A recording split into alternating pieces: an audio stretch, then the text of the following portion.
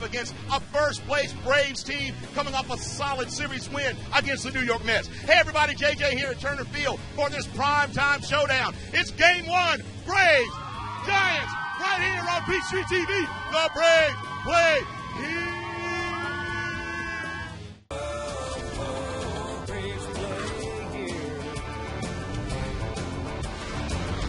Well, Peachtree TV, count the games that make it cheer. Braves play here.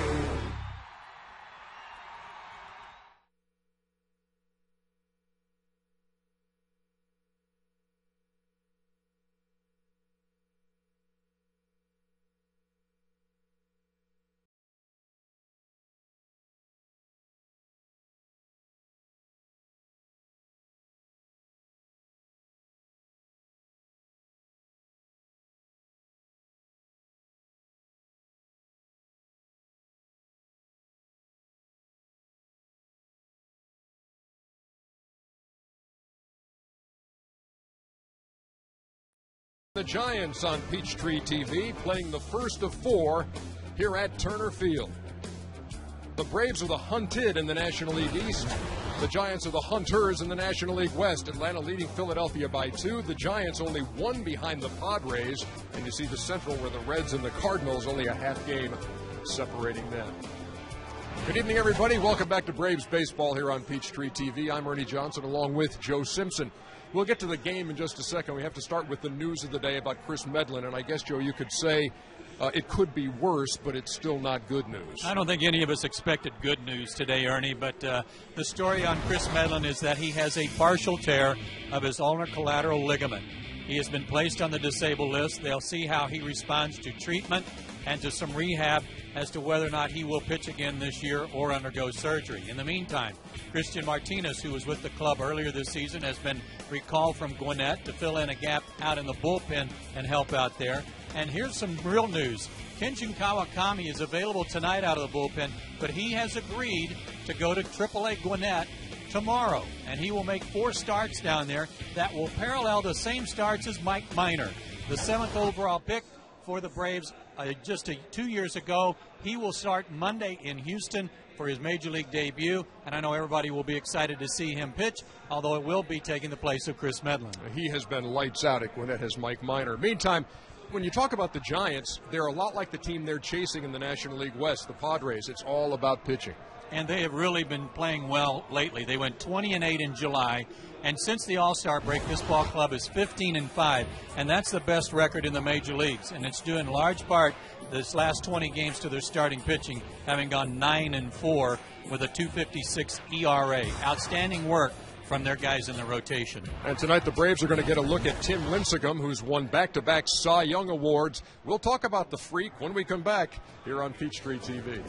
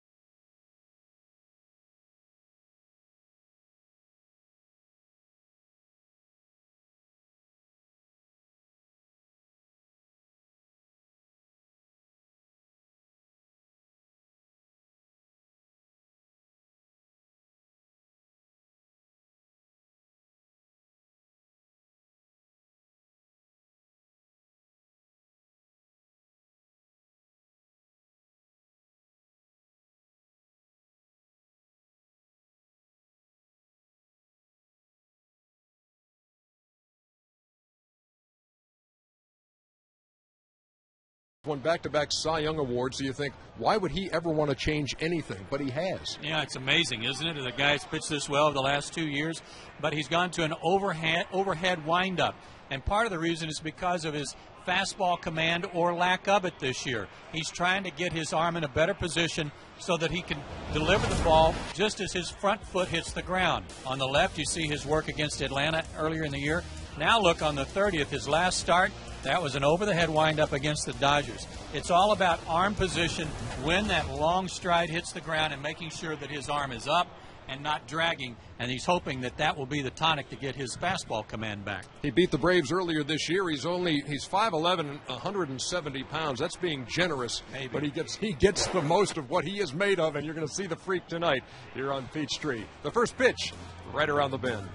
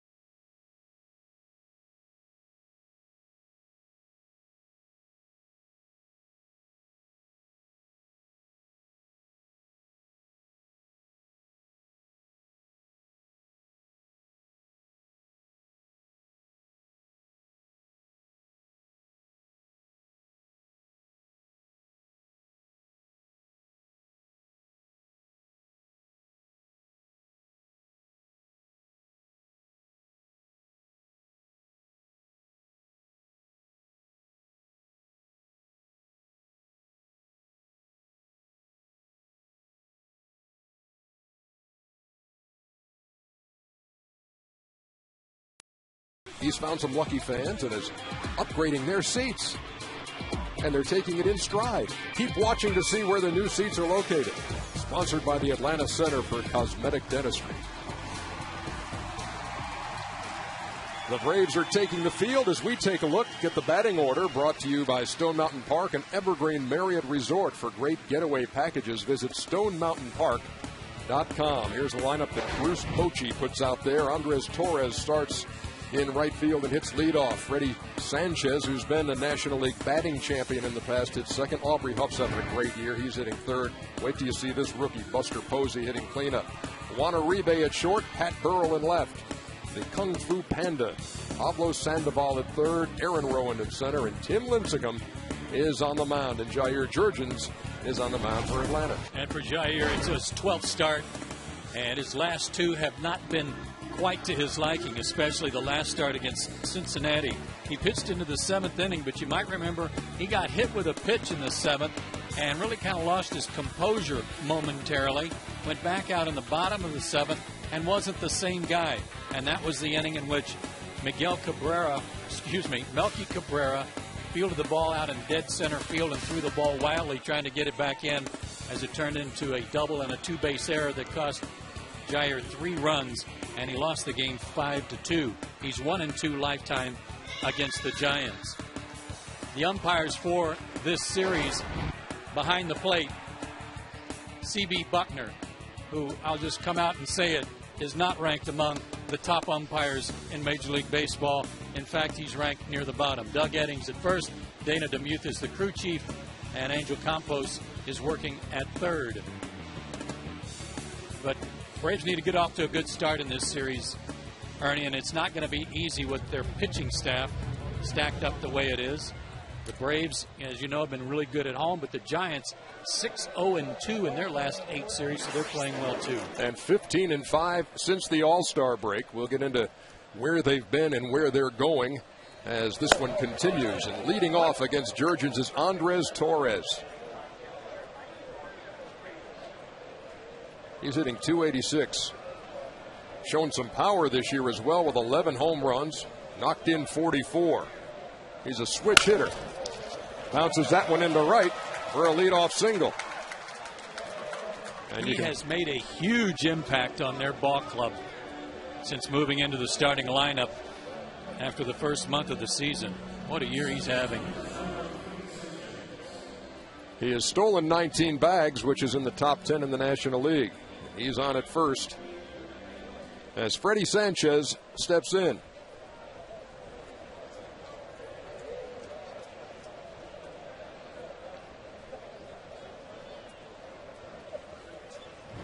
It's a team, the Giants, offensively 4th in average, 8th middle of the pack in runs scored, 9th in homers. They do a lot of little things. 2nd in the league in sacrifice bunts. They hit and run. And they've got a couple of guys at the top of the order that know how to handle the bat. And as you just mentioned, Ernie, Torres, who likes to run and has 19 swipes. He's really about the only one who is that threat. They haven't stolen many bases. They're kind of like the Braves in that regard, but he does have 19 bags. He pitched out, and he wasn't going anywhere. Yeah, they're 15th in the league, next to last in stolen bases. The Braves just one notch better. And they've hit into more double plays than any other team in the National League. The 1-0. Missed, 2-0. Freddie Sanchez is a pretty remarkable story in his own right. I mean, as a kid, they thought he might never walk. He was born with his right foot was a club foot, extremely pigeon-toed on the left side, had to have surgery, had to have a lot of physical therapy. And he won the Tony Conigliaro Award for overcoming adversity through courage. And his is a remarkable story, not only to overcome that, but to succeed at this highest level. It's a great story. And another former Pirate. To third, fair past Chipper. Torres will easily motor into third, and Tim Flannery will hold him up right there, and it's trouble right off the bat for Jurrjens. They're at second and third with nobody out.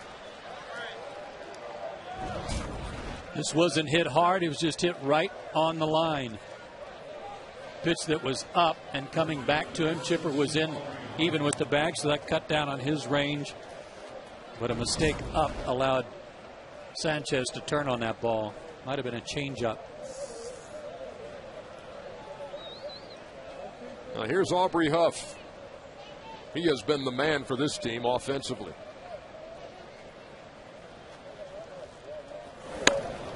Takes upstairs, very tough guy to strike out, and he's really produced in every offensive category for them. Yeah, he's one of their leaders in just about every offensive category, having a tremendous year. He's hit in 25 of his last 30.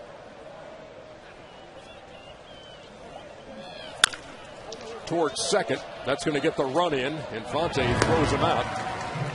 Sanchez moves to third. It's 1-0 San Francisco.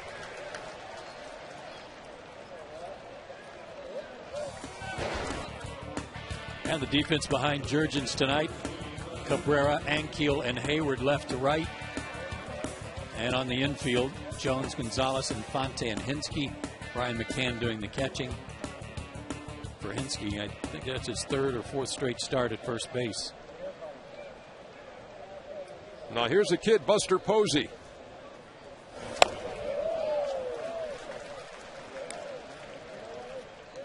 He's a Georgia product, Lee County, down in South Georgia. Not only the Rookie of the Month in July, the Player of the Month in July.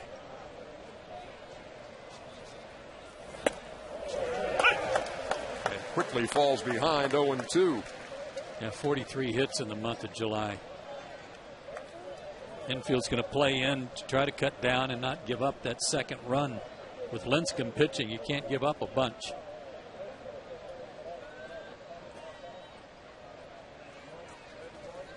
The 0-2 misses outside. Just to show you what kind of an impact Posey has had. I mean, since his call-up, when you're willing to trade away Benji Molina to the Texas Rangers and hand the duties over to this kid at his age, he's 23, that is confidence in a young player. And that is a big strikeout for Jurrjens with a runner at third and under 2 out. Went upstairs and blew it right by him. 94 out of the zone, got him to chase. And those 2 busloads of folks that came up from Lee County, not exactly what they had in mind on this first at bat at Turner Field.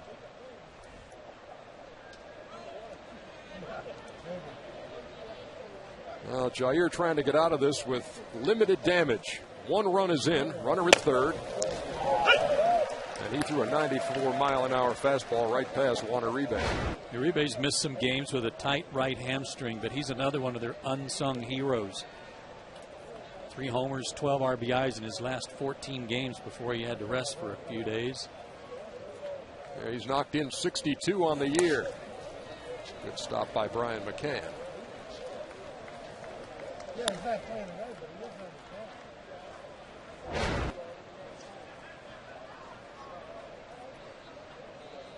Braves winners last night, but certainly that win tempered by the loss of Chris Medlin. Didn't mean to, fouled it off. Yeah, it's just sickening. And for those of us who look forward to every 5 days to Chris Medlin pitching, it's going to be sad not to see him go out there now for what looks like the rest of the season. We'll see how he responds to the treatment. But again, a partially torn ulnar collateral ligament. A ball and 2 strikes to Uribe. Fouled back. You saw him sitting next to Tim Hudson down there. Tim Hudson, Peter Moylan have been there and done that when it comes to facing potentially surgery, and these guys have been through it, and they've been trying to be as positive as they can be over the last 24 hours in a situation that Chris told us today is discouraging. Yeah, there wasn't a pop, he said. It was just a burning sensation. The 1-2 hit in the air to center field. Rick Ankiel camps under it, and that'll do it for the Giants. Picked up a couple of hits, but only 1 run. We go to the bottom half of the first.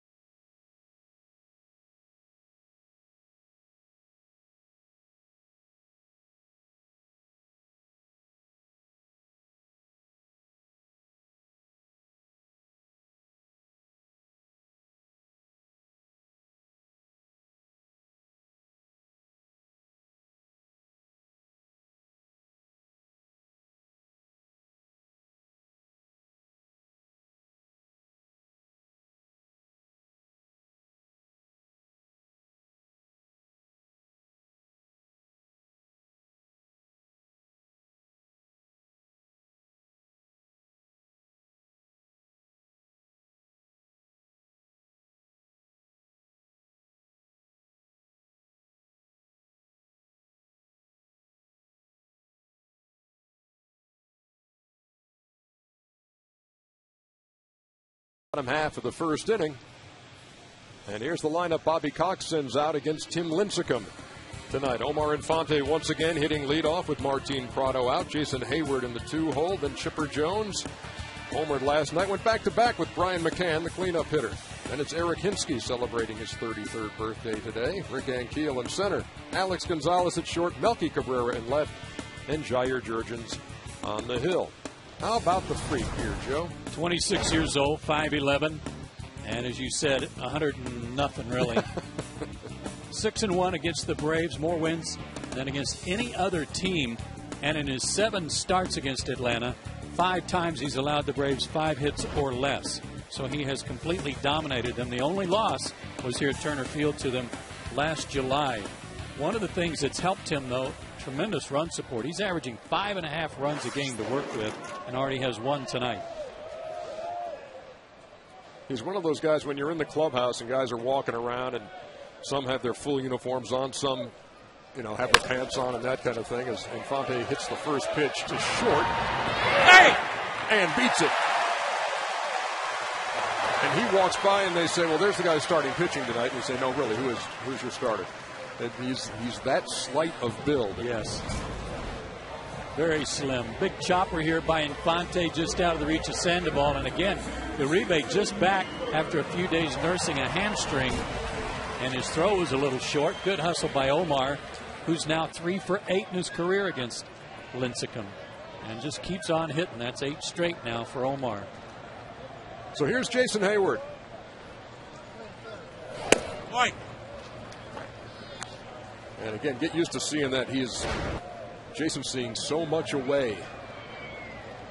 Not getting a whole lot to pull, and when he does, not able to get the bat out there to turn on it, which you'd like to do here with first base occupied.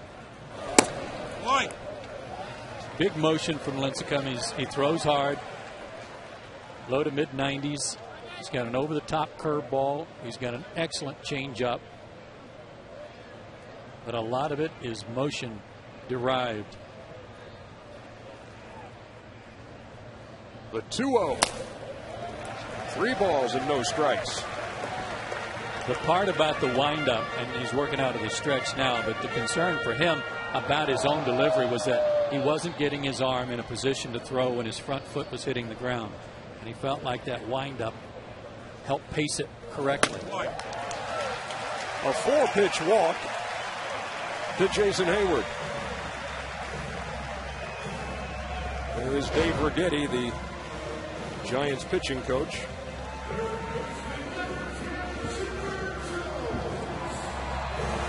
One other thing to consider tonight against Lincecum is that left-handers are hitting .263 against him for the year. That may not sound like much, but that's the highest they've ever hit against him in his career. 2 on, nobody out. Come on, Jeff. That's 5 straight out of the strike zone after Infante swung at the first pitch he saw. And again, fastball command and lack of it.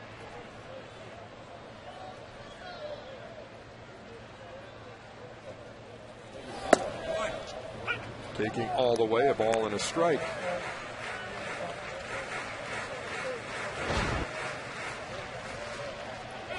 Lincecum is 4-1 on the road, 6 no decisions.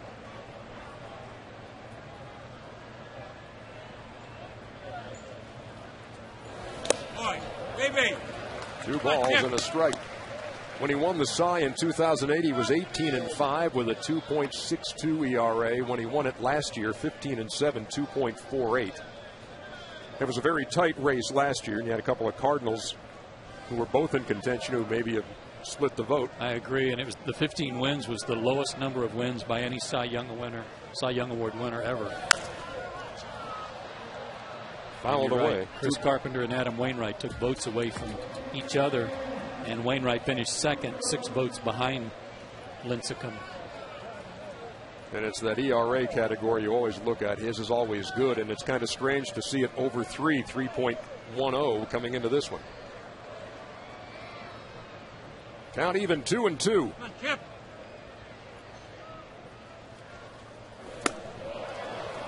And there is strikeout number 1 for Lincecum. Got Chipper to chase a bad ball there. He pitched against Atlanta on the Braves' first road trip of the year. They went to San Francisco and San Diego, you might remember. He won the game on April 11th. Went 7 innings, 5 hits, 2 runs, walked 1 and struck out 10. And averages in double digits per 9 innings against Atlanta. I'm sorry, Joe. Second to Halladay in that category. Brian McCann has hit him well. 8 out of 19 with a homer, a .421 clip.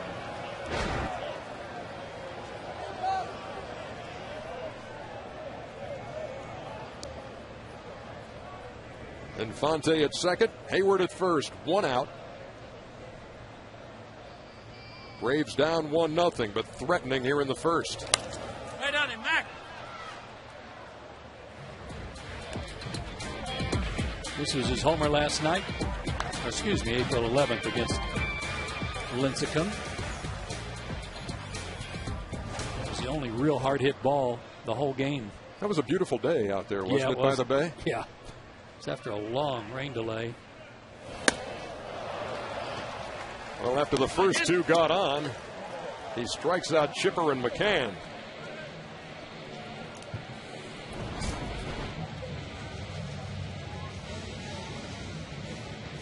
Again, another pitch that was an off-speed pitch up that Posey had to move out on one knee to catch, but fooled Chipper and Mack enough to get him to swing. Here's Eric Hinske.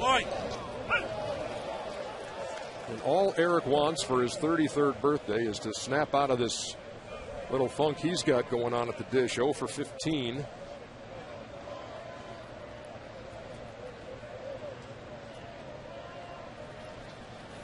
Boy, on in.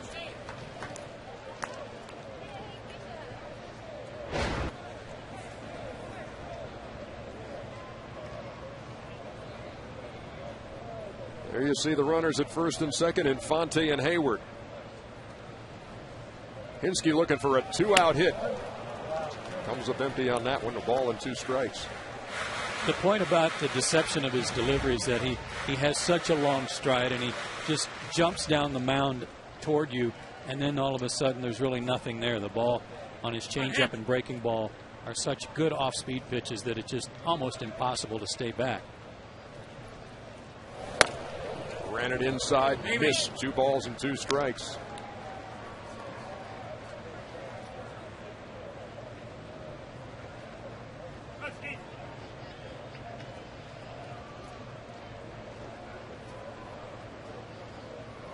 The 2-2 pitch. And after giving up a single and a walk, it's 3 straight strikeouts. That's freakish.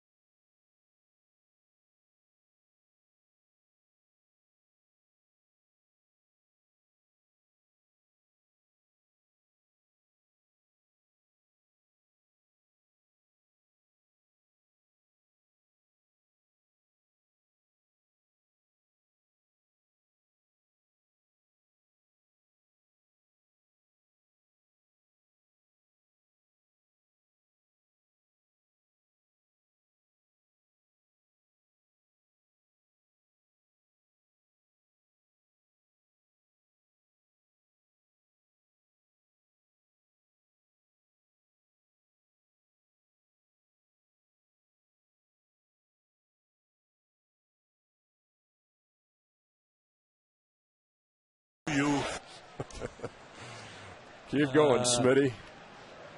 Happy 50th, man. Just a number. Top half of the second. Pat Burrell leads it off. 0-1. I just thought the gifts that Smitty received today, they're just so thoughtful. Just so thoughtful. And they were appropriate. Yes. And they were not gifts that you can find at just any store. There's one out in the second. They were very unique, to say the least. And he's very appreciative, and actually had him in a big duffel bag to take home. Braves baseball on Peachtree TV and HD. Brought to you by the Georgia Aquarium. Visit the Georgia Aquarium, where imaginations go to play. And your imagination has no doubt wandered in the course of this conversation. Go to georgiaaquarium.org to learn more.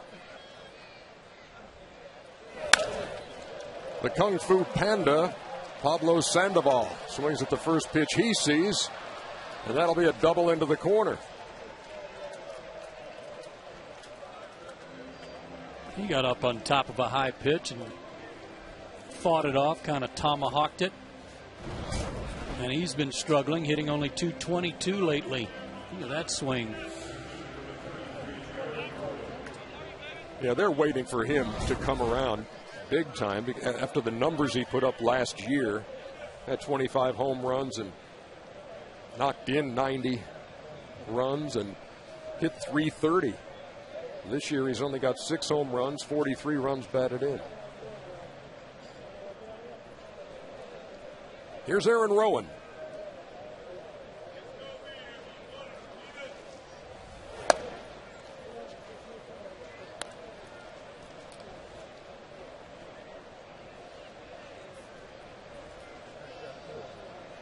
When you think about Jair, the last couple of starts, there's been a bad inning in each. He's given up 4-run innings in each of his last 2 starts, and that's told the tale.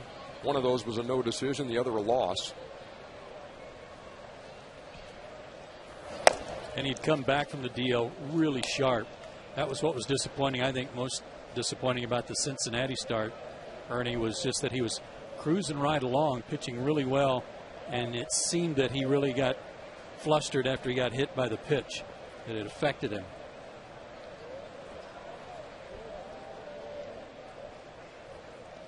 Rowan waiting on a 2-0. Now 3 balls and no strikes. Runner at second, 1 out here in the second. One of the things to keep an eye on tonight, the difference between this year and last with runners on base. Last year just a .203 average against him, and a .293 average this year with runners on, and a drastic difference with him in scoring position. Rowan takes the 3-0 for a strike. Tim Lincecum is waiting on deck. Rowan, the former Phillies outfielder, hitting in the number 8 spot. And he's picked up the pace a little bit recently. In fact, when Torres started playing more, it was at Rowan's expense because he wasn't hitting very well. But lately, he's hit pretty well over his last 2 weeks. He draws a 1-out walk, and they're at first and second. Not a bad walk. Had a base open and a light hitting pitcher coming up. Lincecum just 5 for 50, but he can. There's one thing he can do well at the plate. It's bunt. He's a good bunter.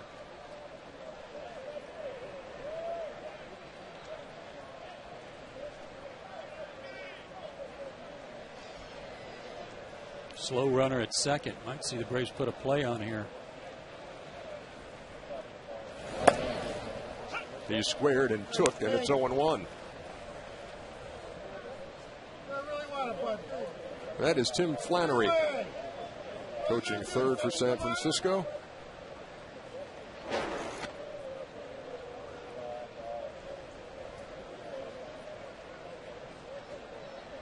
The runners lead from first and second. Lincecum squares again and pops it up, but out of play, 0-2.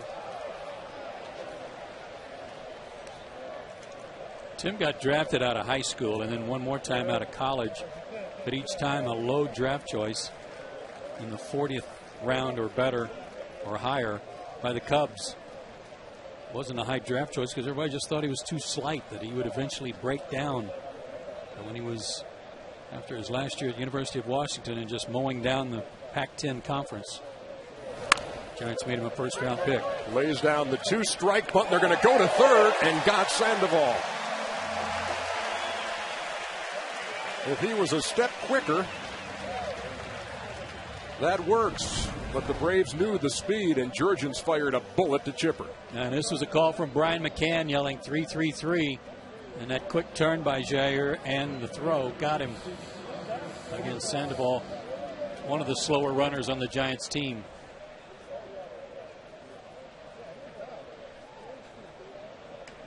And now the top of the order. Andres Torres bats with runners at first and second.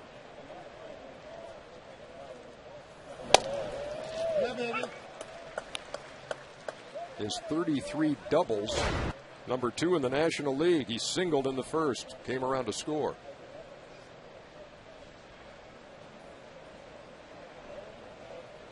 And he's got some pop. He took Strasburg deep this year.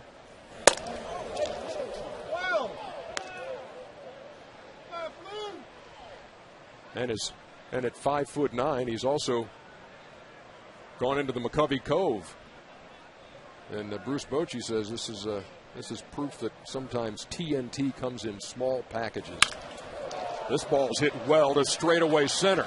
Giddy up, Rick Ankiel, and it's off the wall.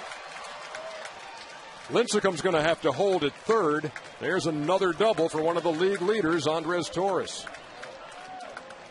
And my goodness, did the ball jump off his bat on such an easy swing.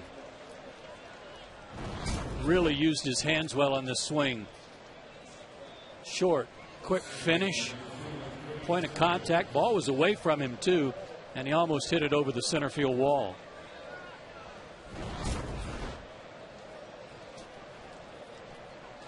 They're making Tim Lincecum run the bases at least, but he's over there at third with a 2-0 lead now. Second and third, 2 out for Freddie Sanchez.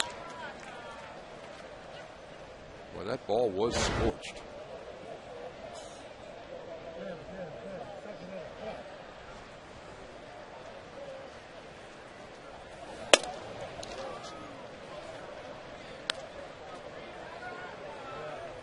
Freddie Sanchez has always been an excellent contact hitter. He's never going to hit a lot of homers, but he can spray the ball around to all fields. Nice play by McCann to keep that in front. 2 balls and a strike. He hit .344 at Sanchez back in 2006 when he won the National League batting title.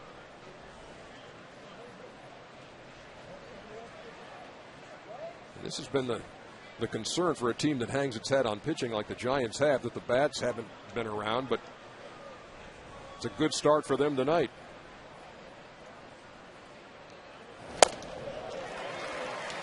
Two balls and 2 strikes. Sanchez doubled his first time. Jair's had good velocity on his fastball. 94 at times. He's had a good breaking ball, but it's about location.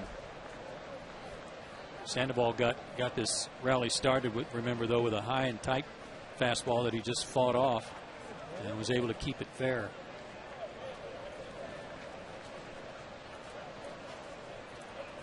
Now, JJ and Brian McCann are going to talk it over with a 2-2 pitch coming up with 2 outs. Sandoval doubled, Rowan walked. Lincecum bunted, but they were able to force Sandoval at third, but then Torres delivered the double. Best news of all for these players is there's a little bit of a cloud cover right now that's keeping the temperature down. Here comes that 2-2, and Sanchez stays alive.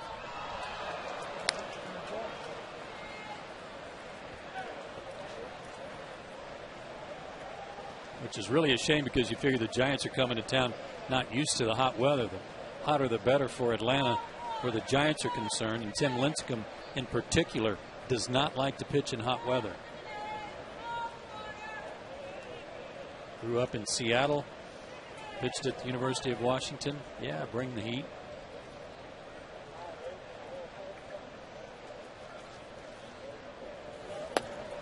The 2-2 misses down low, and the count is full to Sanchez, with the Giants' most dangerous hitter, Aubrey Huff, standing in the on-deck circle. Breaking ball's been good. He's thrown it for strikes. Let's see if they try it. Uh-oh.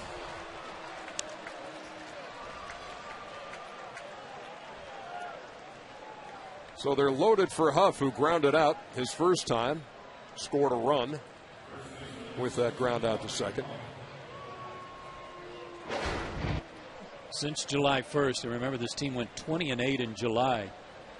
Posey, Huff, and Torres have been their big guns. And Posey was the player of the month. He's got 20 home runs and 66 runs batted in. Takes a strike 0-1.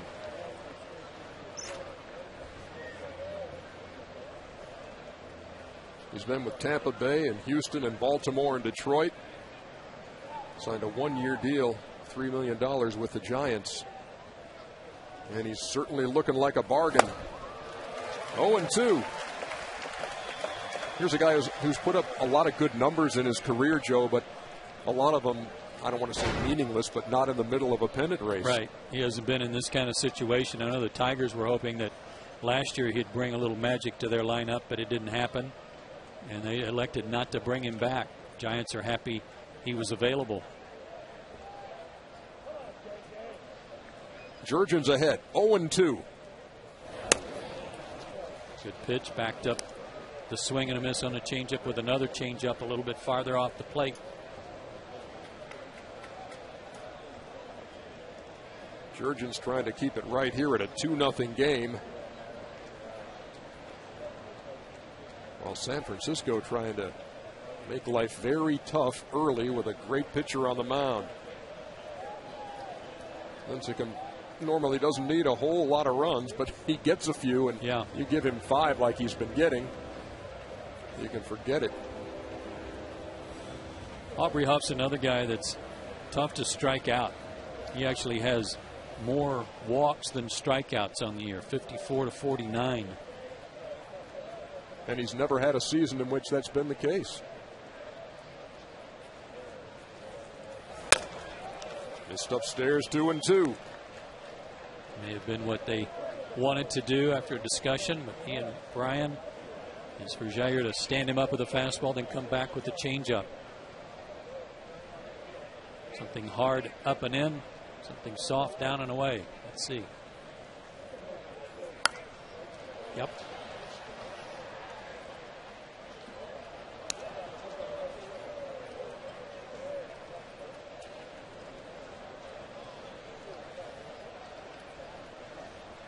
Aubrey Huff started off the year, again, he was in a different position. He was in the outfield, moved to first base, and they've just been raving about a guy who was supposed to be kind of clumsy and awkward at first base. He's done a good job for them defensively, too.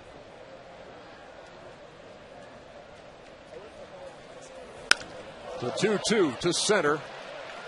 And Keel wraps it up. Giants score again, but it could have been worse. They leave them loaded. They go to the bottom of the second.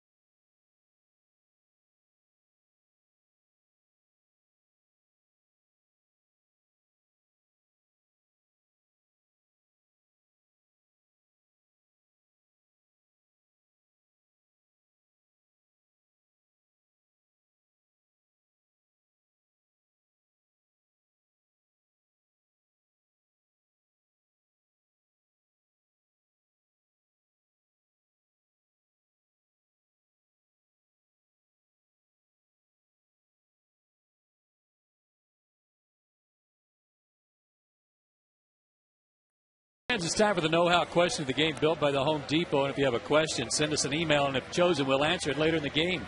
Send your email to braves@peachtreetv.com, and please tell us your name.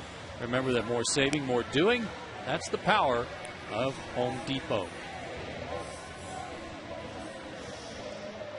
We are heading to the bottom half of the second. She just learned Tim Smith is 50? Are you kidding me? You know, I saw like a suit bag in there where the guys gathered before the game, talk about, go over strategy for camera operators. And I thought, wow, they all chipped in and bought him a new suit. But then as he started to unzip it, I heard like air pressure and the thing was going. I said, no, stop. I don't even want to know what's in there.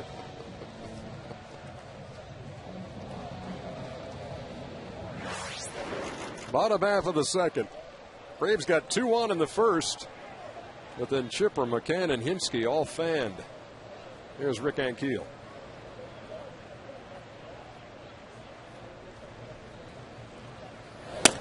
Yeah, when you think about it, that first inning, Braves sent 5 guys to the plate, and the only guy that actually made contact was Omar Infante. On the first pitch of the night. Yeah. From Lincecum. Rick was 4 out of 12 in the Mets series, making his home debut.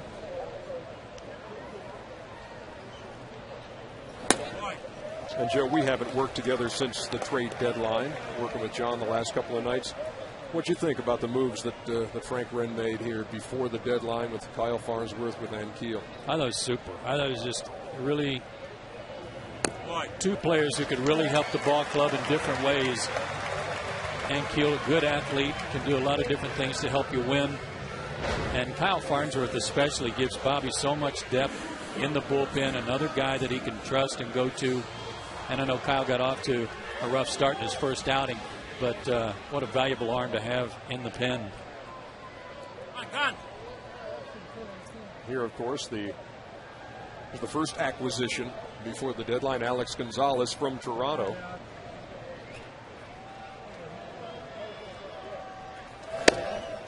Takes a strike, 0-1. In his first 9 games with the club, he was .361, 13 for 36. Just 3 for his last 28 in the last 9 games. Has hit his first home run in this uniform. Came in Cincinnati over the weekend. Good rip, done. Well, both he and Ankiel have seen Lincecum before. Ankiel 2 for 9, Gonzalez 2 for 4. And just having seen the guy a little bit before helps, trying to find that release point, see the ball out of his hand.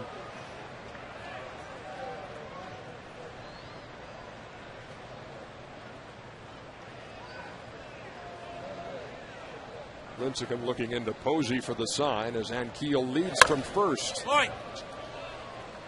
0-2 and a nice little 2-step by Brian Snitker over there. Did you see that? Man.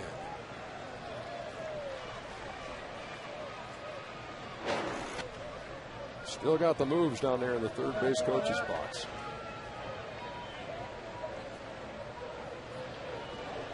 Gonzalez in an 0-2 hole. Ankiel leading at first.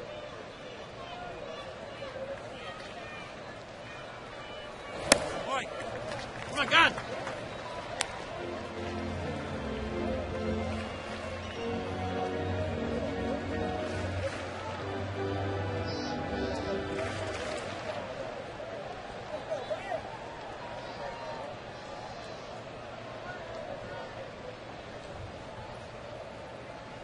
Ankiel on the move. That ball hit down the line and left. And just foul. At home run distance.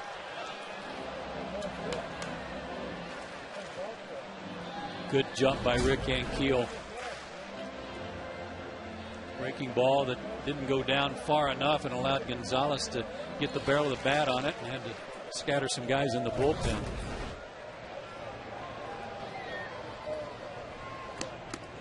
Buster Posey, you mentioned the Giants trading Molina to make room for this guy. He made such a huge impression when he first got called up. They realized that they were going to be comfortable with him being their everyday catcher. And he's thrown out 38% of base stealers, too. Gonzalez, this one's fair, and it's deep. Back to the wall, and out of here. Alex Gonzalez with a 2-run homer.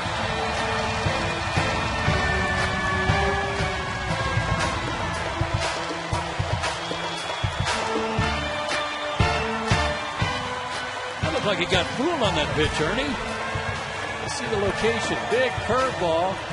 And he did get a little bit out front, but he kept both hands on the bat. And just far enough to get it over just off those bare hands of that fan reaching over the concrete wall. Big blow. 11th home run allowed by Lincecum. Here's Cabrera. It went deep from the right side last night. So Gonzalez had home run distance foul in this at bat. And then went into the seats in left center. And we're tied 2-2. And both pitches were breaking balls that he didn't get down. Lincecum didn't get down where he wanted them. To first. Easy play for Aubrey Huff, 1 down.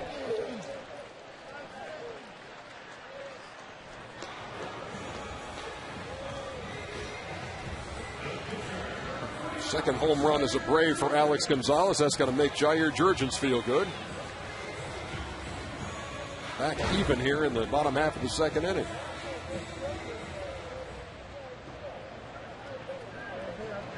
So for Jair, no matter how much of a struggle those first 2 innings were and having to try to pitch out of trouble and have the bases loaded in the second, it's like, okay, let's forget that. Back where we started now, 2-2. Lincecum gave up a home run in his last start to the Dodgers, but he had a lot of runs to work with. He beat them 11-4. 7 innings, just gave up 2 runs, struck out 9.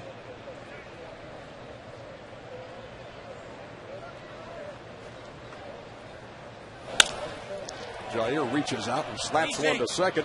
Sanchez throws him out. Bring it, JJ.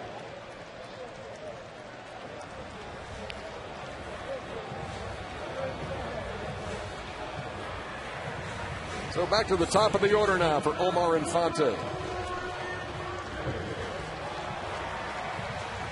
wrap on that left wrist for Alex's glove hand. May have been the reason you saw him keeping that top hand on the bat, too, to take a little pressure off the bottom hand.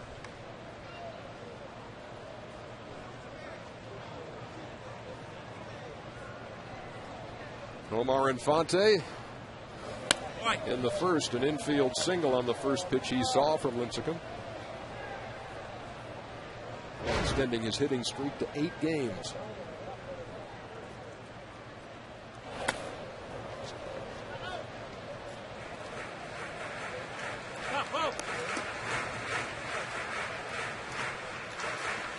Infante obviously showing his value, and an all-star this year. He's selected by Charlie Manuel for his versatility and called on here, as that ball was about a 52-footer.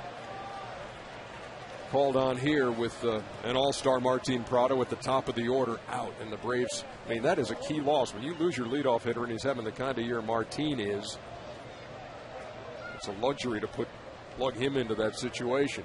And just tearing up right-handed pitchers.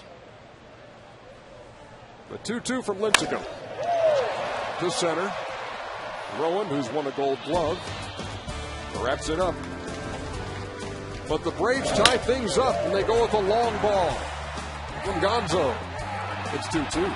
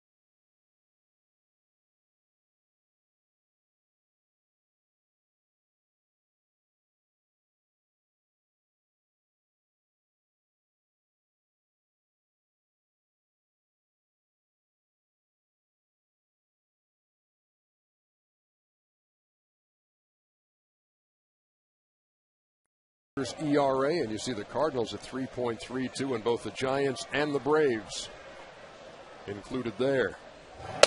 Thanks to that good work by the Giants starters, they've actually climbed over the Padres, who have led the league in pitching for most of the season.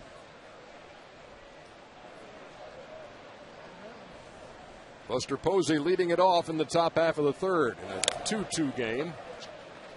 Ball and a strike. Will Clark is one of the Giants' special assistants. Describes this guy just as a sponge, absorbing everything here. He's obviously a quick study, Joe.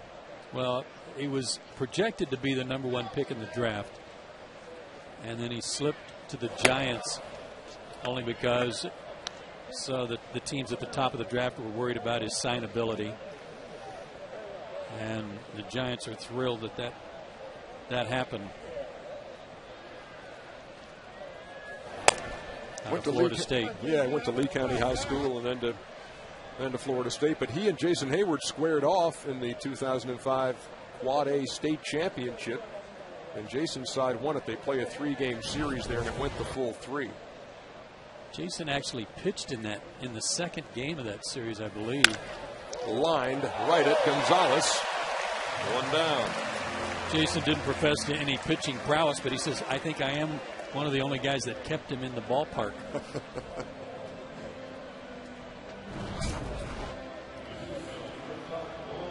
Right on this pitch. And hit it so hard it was hooking downward. Nice play by Alex. He, the guy that just had his left wrist taped.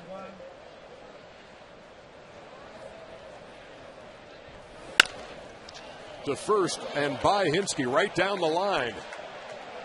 Uribe will motor into second with a stand-up double. Well, they've gone down the first and the third base lines tonight on balls that really weren't bullets, but extra bases out of both. But it goes to show you what, if you make contact, something good might happen. If you cut down on your swing, you just put it in play and put some pressure on the defense, something good might happen. And both he and Sandoval and Sanchez have not really hit the ball hard. They just hit it in the right place. That's the 4th double, and we're here in the top of the 3rd. And here's Pat Burrell.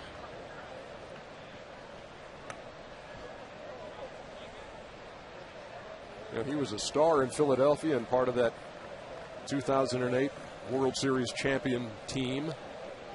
Had a great year that year, and then it never really clicked for him in Tampa Bay. No, in fact, it was horrible for him down there. They released him. The Giants grabbed him right away, and he's played well for them, especially lately.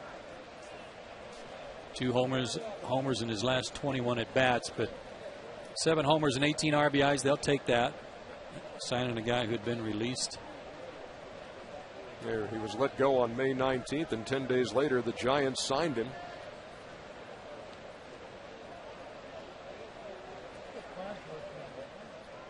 Starting tonight in left field.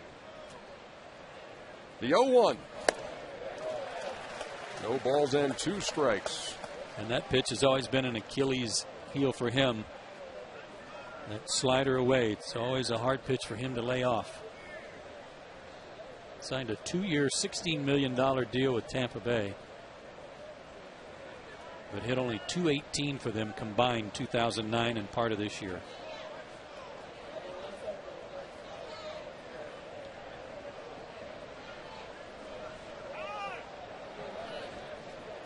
Gets tired of waiting and steps out. And those years in Tampa Bay, the year and a little bit, came after that 33 homer, 86 runs batted in campaign as they won the World Series. Looks to be in good shape too. He looks a little trimmer than he did in Philadelphia when we last saw him.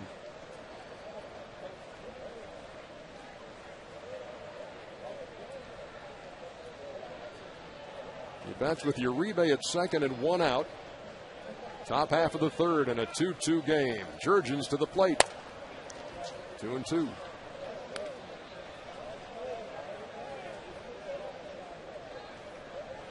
San Francisco comes in here. having won 15 out of 20 since the break. They were 7.5 games out on the 4th of July. And it was really one of those crossroads points in a season, because they had lost 3 out of 4 in Colorado. Talking to Aubrey Huff about that before the game, I said, when you look at how this team has turned it around, he said, the key was that series in Milwaukee after losing 3 out of 4 in Colorado. He said, we were at a point there, 7.5 back in a game over 500, where if we continue to stumble, this thing is going to be over. But they went to Milwaukee and swept them, and that really started the ball rolling. Now they've gone 21-6 since the 4th of July, and they've gone 13-3 on the road. There's Mark DeRosa. You saw him with a cast or brace on his left arm hanging over the railing down there. He's been out most of the year after signing as a free agent. Still battling a bad wrist. The 2-2 to Burrell is outside. There's Mark, who still makes his home in Atlanta. His left wrist required some surgery in the offseason. They thought it was all well and good, but not so. Started hurting again in spring training and into the beginning of the year. To short. Gonzalez looks at Uribe, then throws out Burrell. That was a risky play, but paid off for Uribe, going from second to third on a grounder to short. He got a good jump on it, though, Ernie, and it was slowly hit, which gave him a little bit of time. Kind of a one-hander there by Burrell. And the Braves made a mistake or two last night on plays where they needed to just take the out and make it a 2-out inning and force, in what was the Mets last year, to get another hit to get a run in instead of throwing the ball around. Here's Pablo Sandoval. Doubled his first time.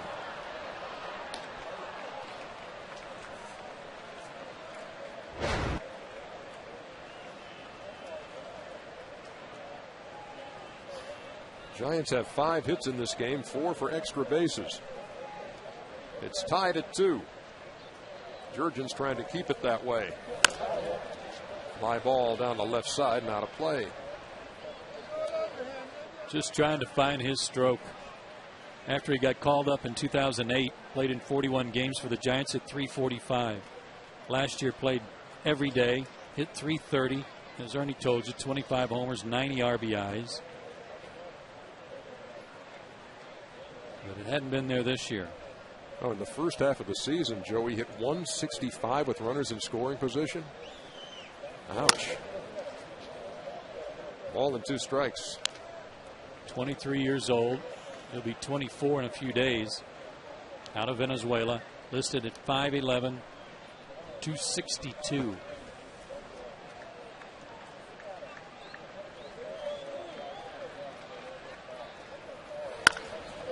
That ball is skied to right. Routine for Jason Hayward. And that does it for the Giants. For the first time tonight, they do not score. We go to the bottom of the third, 2-2.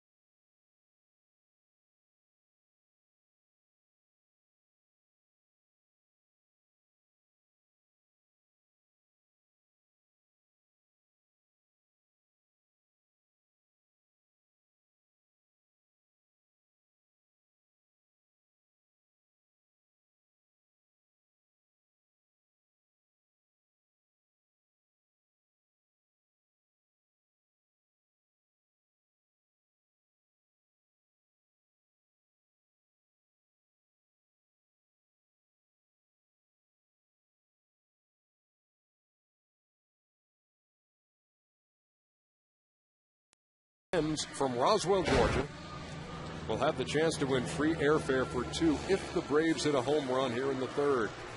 Visit PeachtreeTV.com/contest for official rules and to enter for a chance to win. AirTran Airways, go.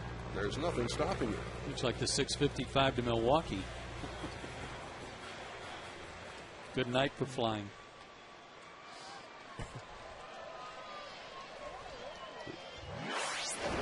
$7:55 to Milwaukee. The 6:55 has been circling for a while, just waiting for the 3rd inning. 7:55 to Milwaukee. Sorry about that. Here's Jason Hayward. Boy, on that base, Jason. I was thinking about Jason flying one out of here. In 183 at bats, 1 homer in 183 at bats. Like on June 17th, he went deep off of James Shields. You're not getting any vibe like Smoltzy did last night at this point, are you, Joe? Well, I'd love to have that vibe for a home run. But if I get that kind of vibe working tonight, just knock me out, okay? You have my permission. It was quite the testimonial to energy drinks. 2 balls and 2 strikes. No argument from Jason Hayward.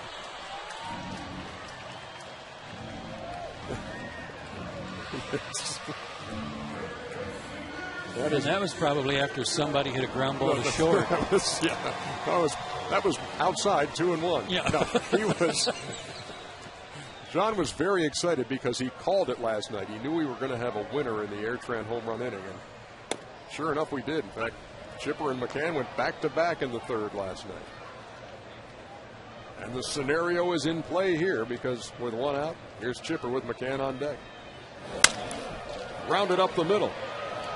Uribe gets him by a step. 2 down. Chipper didn't play against the Giants out in San Francisco. He missed that whole series. Infante played in his stead. Chipper was able to get back in the lineup at the end of that road trip in San Diego.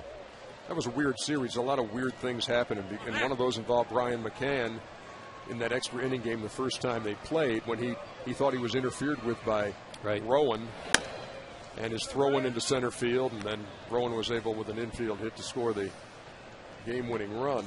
That's right. And then you had the rainy, windy game 3 of that series with Lincecum on the mound.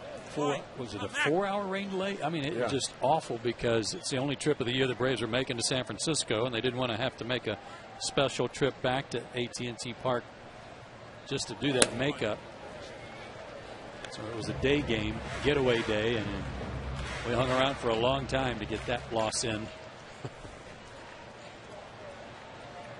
A 3-0 pitch on the way to Brian McCann, who takes a strike.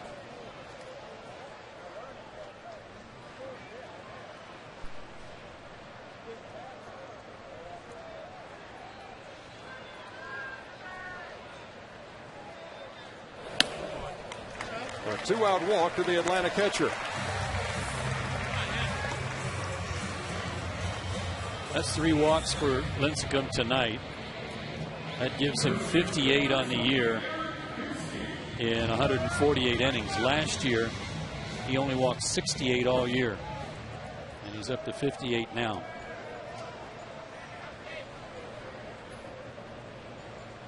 And he was seeking better balance when he was going with the more traditional windup rather than just starting right at the waist. And there were reports, you read stories when this all came out, that it was a last-minute decision. He experimented with it in the clubhouse and then went out and did it against the Dodgers. I talked to Dave Rigetti, their pitching coach, about it. He said, "Oh, come on, that's baloney." He said he used to do it at the University of Washington. He does it when he's playing catch in the outfield from time to time. Good red kid. Love to hear Bobby with the constant stream of support out of that Atlanta dugout. Got the chatter going, the old-fashioned chatter. It's great.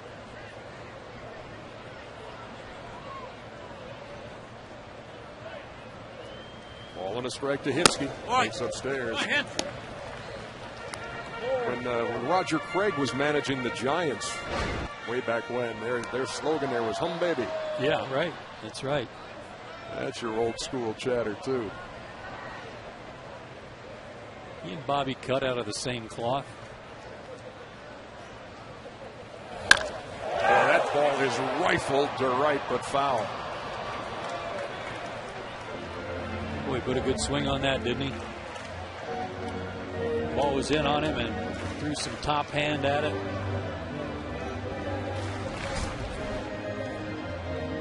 I mean, a nice quick swing too. His head was still.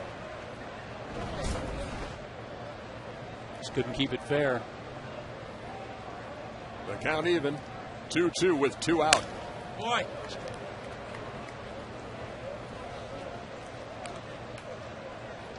Lincecum up to 56 pitches, 31 strikes, 25 balls. I know he struck out 4, including striking out the side in the first, but he's not as dominant as we've seen him. Boy. And Hinske making him throw a few. He threw 123 pitches, his season high in his last start against the Dodgers. That is 7 innings. Struck out 9 and allowed 2 earned runs.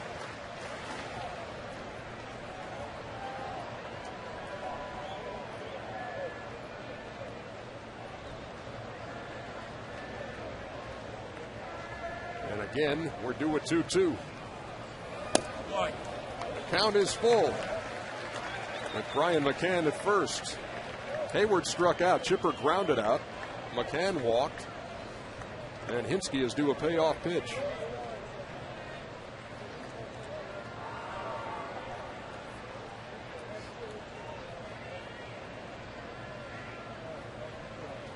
McCann on the move as that's tapped to first. And Aubrey Huff makes the play by himself. This has been the Air Tran Airways home run inning of the game. Be sure to register at PeachtreeTV.com/contest for official rules and your chance to win.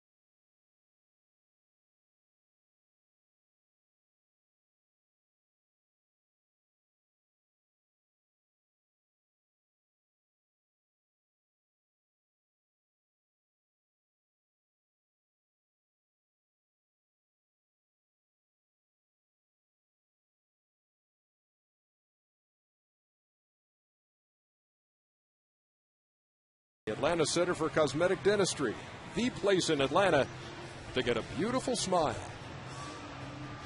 Enjoying a Thursday night at the ballpark, the first of 4 between the Braves and the Giants. The Braves the hunted in the East and the Giants the hunters in the West. Braves came in leading the Philadelphia Phillies by 2. The Giants just a game behind the Padres after making up that 7.5 game deficit. And the Phillies cut into that 7-game lead the Braves had mighty fast last week too. Aaron Rowan up the middle. Nice stop by Infante. Throws him out. 1 down. Good races right now in all 3 divisions.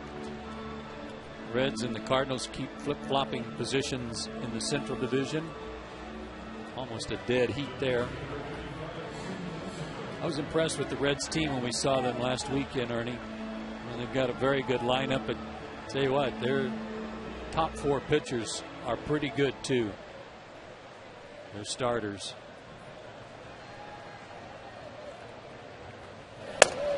Lincecum laid down a bunt his first time out, trying to sacrifice. The Braves got the force at third.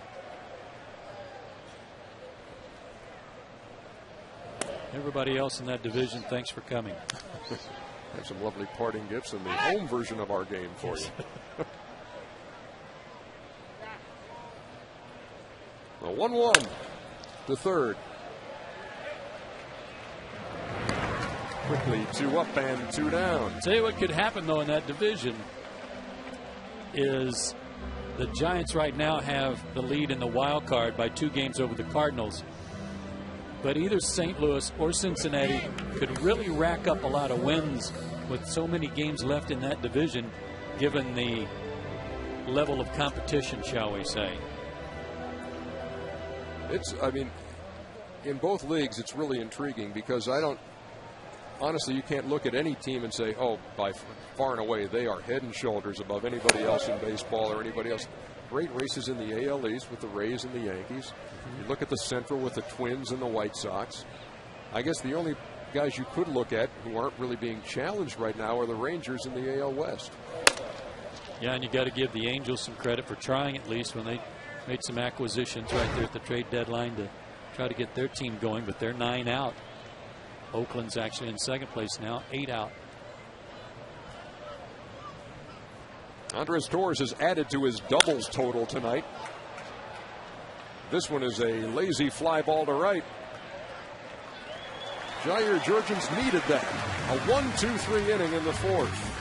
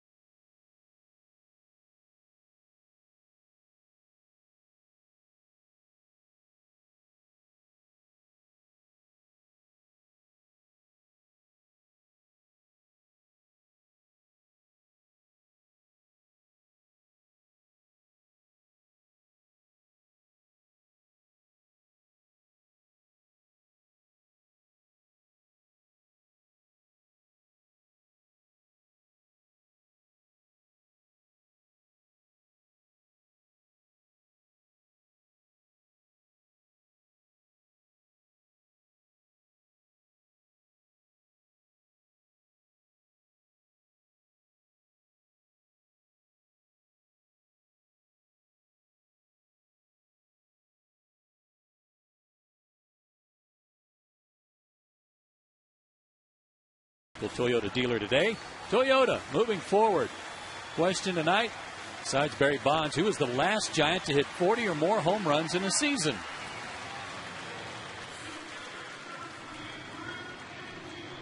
Good question. Let's see. Mays or McCovey? Is there anybody in between there? Maybe Bobby Bonds. Will Clark never hit that many, did he? I don't think so. No. Matt Williams? Scott Cockrell throws Kevin Mitchell into the mix. Good call. Our producer, Scott Cockrell. I'm not going to just throw randomly a name out there. Yeah. He has a role in the evening's events. Yeah, a guy from Tucumcari, New Mexico, Scott Cockrell was called. He just, on Twitter, and said, how about? And Keel at the plate, behind 0-2. Lincecum to the dish. That didn't take long, 1 down. My God. 5 strikeouts for Lincecum. He's gotten 3 strikeouts that I can think of that were upstairs. A couple that were a little bit off, maybe like cutters to Chipper and McCann for back-to-back strikeouts in the first that were up out of the zone.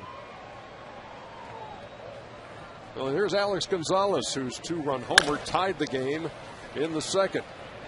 This will be the second out of the fourth.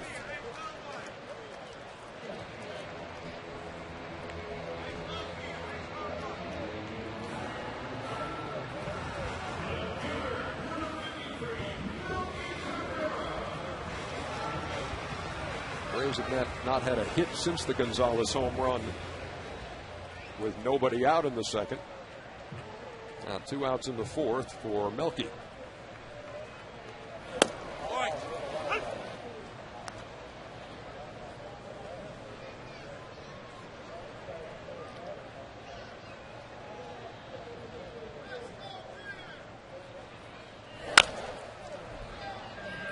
Tapped foul. Barry Zito, in fact, got a hand on it over there. You'll see him tomorrow night on Peachtree TV against Tommy Hansen. You'll have ample opportunity to see why the Giants are where they are with their starters in this weekend set. Absolutely. Boy. On a line foul. Zito will be followed by Matt Cain. And then Sanchez. Jonathan Sanchez will pitch on Sunday. Guy with a no-hitter on his resume. Boy.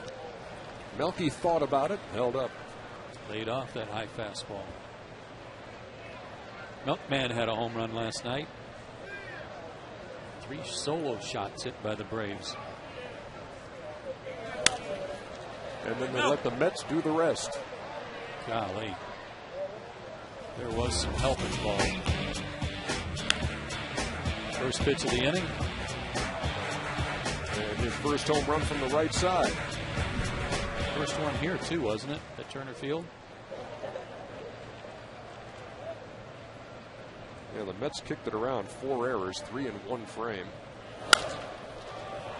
And the Mets lofted in the direction of center fielder Aaron Rowan. Well, that's an easy inning for the Freak. We're going to the 5th.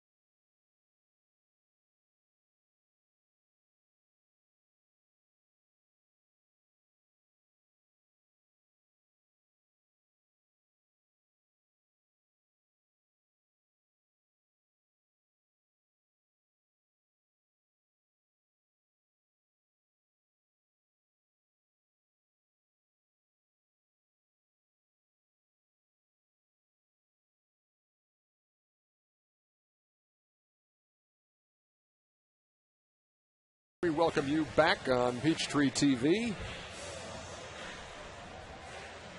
The opener of a 4-game set between the Braves and the Giants. And we're in the top of the 5th. Freddie Sanchez facing Jurrjens. Giants got one in the first, another one in the second. And in the fourth, Jair got him 1, 2, 3 for the first time tonight.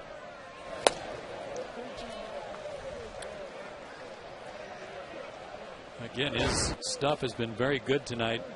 It's just some problems with his location early in the ball game, and then some hits that just found some spots. One by this guy that didn't hit it very hard, but hit it just a slow ground ball double down the third baseline to set the Giants up in the first inning. I thought Jurrjens was outstanding in the first, just to limit it to 1 run. Well, that'll be easy for Jason Hayward. All right, time for tonight's Toyota Trivia question and answer. Besides Barry Bonds, who was the last Giant to hit 40 or more homers in a season? Because it's Barry Bonds, I'm going to go with Bobby Bonds just for the heck of it. Okay, here we go. Should have stuck with Matt, huh? 43 in 1994.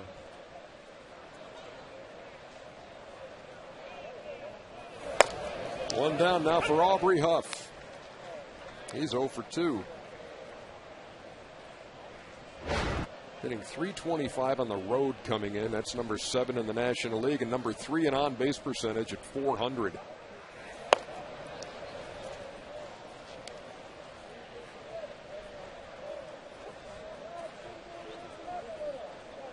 I mentioned we had talked about how the Giants got from where they were to where they are now.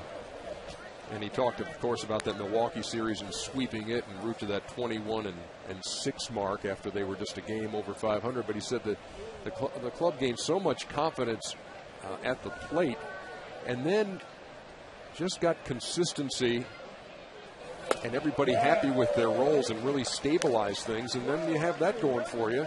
Then you start rolling, and Bruce Bochy's guys are right back in it. Edgar Renteria's had a lot of injuries that he's been dealing with at shortstop. They've kind of covered for him while he's been out on a couple of DL stints. Right now, Edgar really cold with the bat. That's why he's not in there. The 2-2 fouled over there near the Giants' dugout and out of play. But again, I think when Torres was put in the lineup and got hot, and that moved Huff out of a spot in the outfield to first base, that's when they really came together. This guy's a career .282 hitter.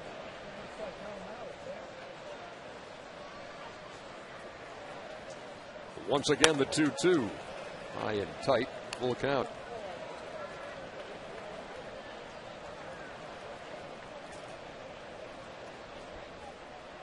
Bochy says he's seen these guys come together and pull together, and that's what's, you know, they had a team meeting. Huff said they had a team meeting, in the midst of that Colorado series, and there's a bullet into the corner. Hayward cuts it off, but that's a double for Aubrey Huff. Another double for the Giants. And another pitch that was up. If there have been mistakes made by Jair tonight, they've been upstairs. And Huff got on top of that one. The team meeting. Yeah, Huff said, they had a team meeting at that Colorado series, and they lost 3 out of 4. So much for the success of that meeting. I don't know how many of those really are successful. You've been a player. I don't know how many of those things really show results, but that one didn't. But again, then you just start winning a couple of ball games, and the confidence grows. So San Francisco came in here rolling. Well, this guy played a big part of that turnaround too. As soon as they put him in the lineup on an everyday basis, he just went crazy. Rounded toward third, and Chipper throws Posey out. 2 down. Done a nice job on him tonight with breaking balls and off-speed stuff. And again, he's hit in 25 of his last 27 games. One thing that they do consistently, though, Ernie, that There's just no substitute for it, and that's good defense. No matter who's out there, they catch the ball, they throw it, they don't make many mistakes.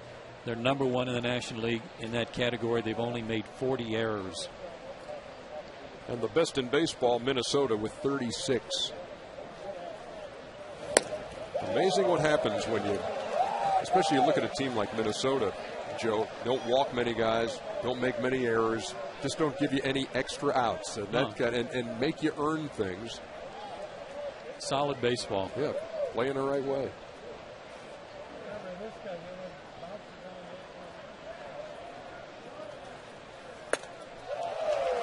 He had a cut, didn't he? That's 2 in a row. Jurrjens challenged him with a couple of fastballs.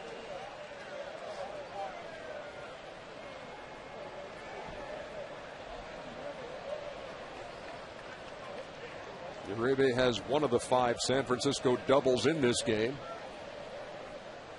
But he's behind 0-2. Yeah! And everybody with a white shirt on took a step toward the dugout. And I mean everybody. Jurrjens, Chipper, I mean everybody thought that was strike 3 call. Well, you just never know with old CB.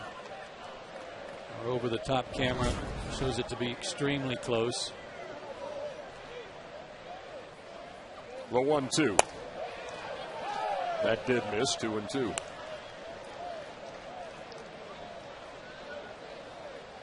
Told you earlier tonight, showed you a graphic where opponents are hitting .314 against Jair with runners in scoring position for the year. Tonight, though, they're just 1 for 9.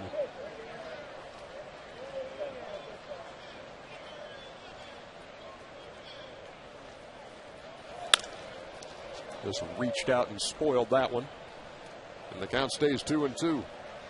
But again, another well-kept secret in the National League in terms of what this guy's doing for the Giants.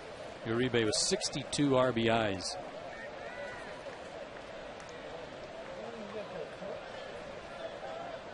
And he's got some pop. 15 have left the yard. He bats here with 2 out. Runner at second in a 2-2 game in the 5th. Popped him straight up. Brian McCann does not know where it is. And that, you hope, does not come back to haunt you. They're going to give him a swing on the house.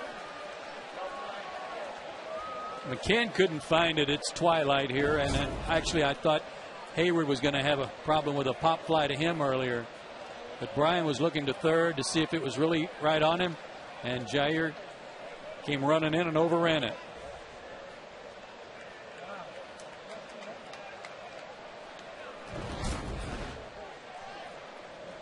Well, let's see if he can pitch around that. Good pitch, too. Fastball right in on him.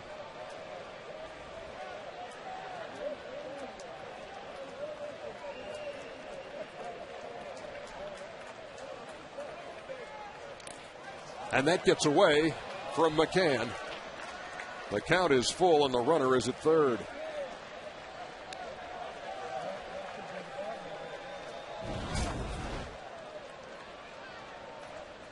The dirt. Yeah. Brian didn't leave his glove down, but it'll be a wild pitch.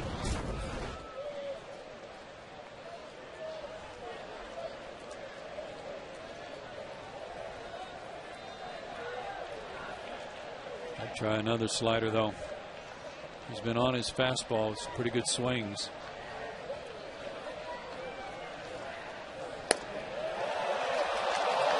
Ball 4.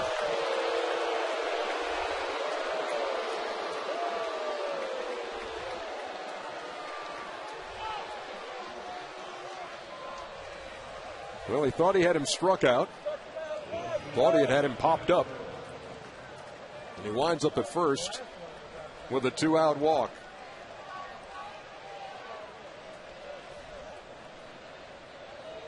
So they're at the corners with 2 down for Pat Burrell. He's 0 for 2.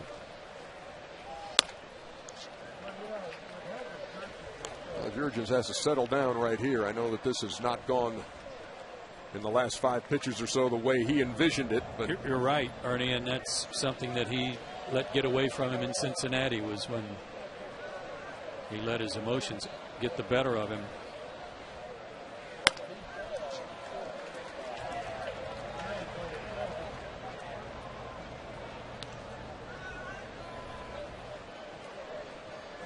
Honestly, when both of these pitchers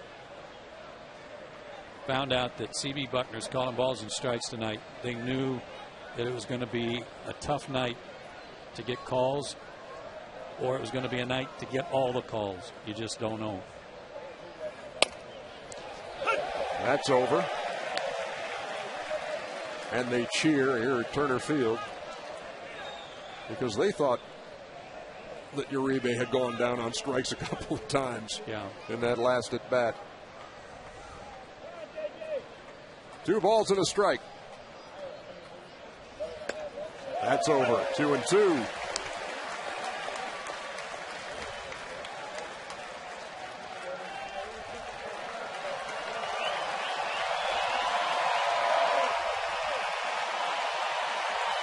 Jurrjens trying to get out of a troublesome inning here in the 5th. Fly ball to right. End of threat. We're going to the bottom of the 5th.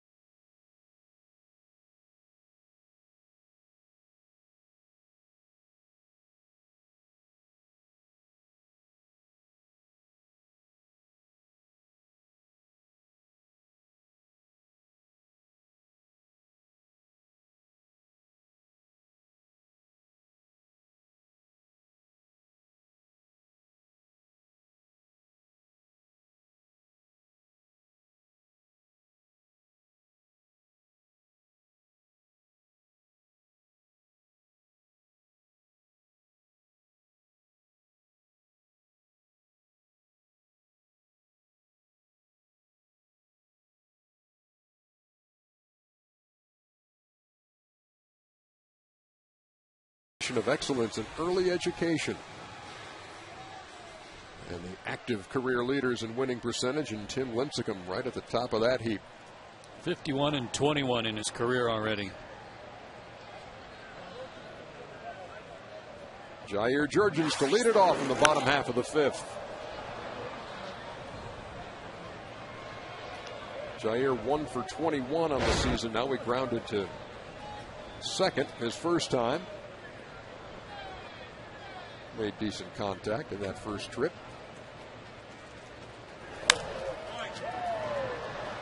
Giants are in a real tough stretch of their schedule. They just had a 2-game split in Colorado. There are 4 games here in Atlanta. Then they go right home and play Monday night a 4-game series against the Cubs. But after that, Padres at home for 3, at Philadelphia for 3, at St. Louis for 3, and home with Cincinnati for 3. So it gets tougher before it gets easier. All a bunch of games against teams who have as much riding on it as you do, and well, that's what makes it fun too at this time of year too. You look for these matchups as Lincecum blows away Jurrjens to start off the 5th. 6 strikeouts for the Giants right-hander. Well, he's breezed through the last couple of innings, only issuing the 2-out walk to McCann. That's 10 of the last 11 he's set down since the home run.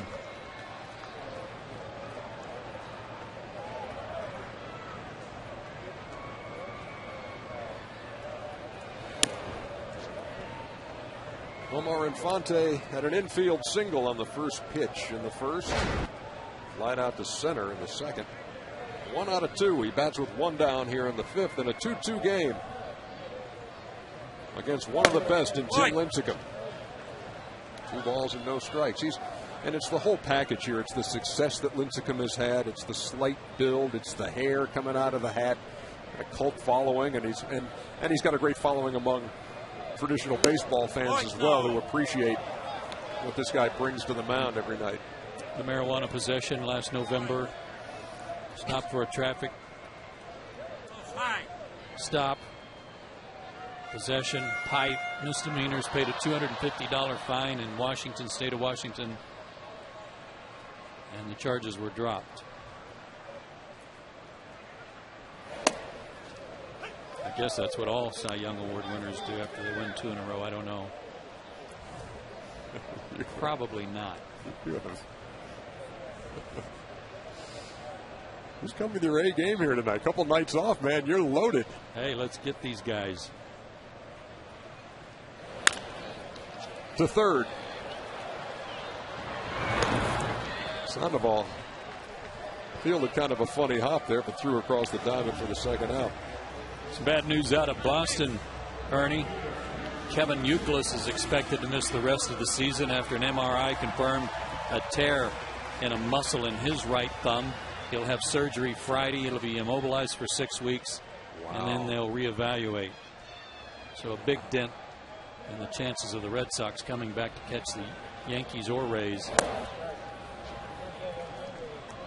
It is such a big part of the equation when you're coming down these last 2 months of the season, is trying to stay healthy. Teams like Philadelphia with Utley and Howard out, and when Uke went down, you thought, okay, on the disabled list, then he'll come back. Yeah, that's crushing news to that team.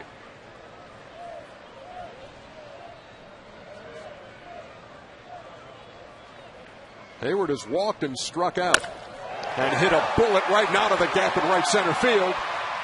And that's off the wall, and it's over the wall for a ground rule double. Andres Torres could not flag it down. And Jay Hayes at second with a ground rule double. Was that a good sign to see him get a pitch out in front and turn on it? He had Lincecum ducking, and the ball wasn't even hit back at him. That ball jumped off his bat, something down that he could extend on, and he might have had 3 if the ball had stayed in the ballpark. That was well said. Lincecum flinched, and it wasn't even hit his way. He just in case. So a runner in scoring position in a 2-2 game, and an opportunity for Chipper here in the 5th. Took something off, and Chipper fouled it straight back. 0-1. Braves have gone 4-6 in their last 10 games, primarily because these situations they just haven't been able to come up with a hit. They're now 9 for their last 86 with a runner in scoring position. Don't often see that kind of a stat on a first place team. Posey wasn't sure he had that one.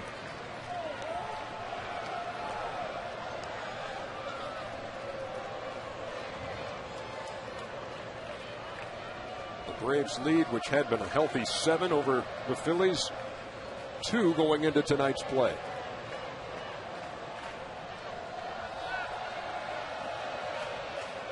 Come on, Chipper.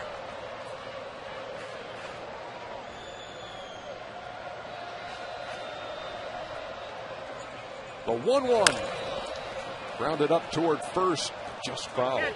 That's a break for Chipper. Talked to him before the game, said, how you feeling in the dog days of August? And he said, feeling pretty good. As his swing last night would indicate. Yeah, he broke a tie with Juan Gonzalez into 37th place alone. An all-time home run list with 435. 2 home runs in that series with the Mets. It's one of the better fastballs right there from Lincecum all night, 93.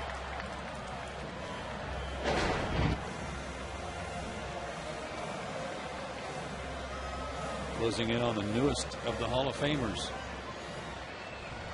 the Hawk.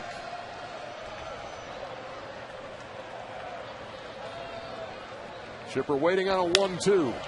Popped it up. Uribe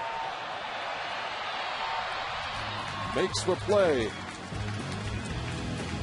So a Hayward double is wasted. It remains 2-2 as we go to the 6th.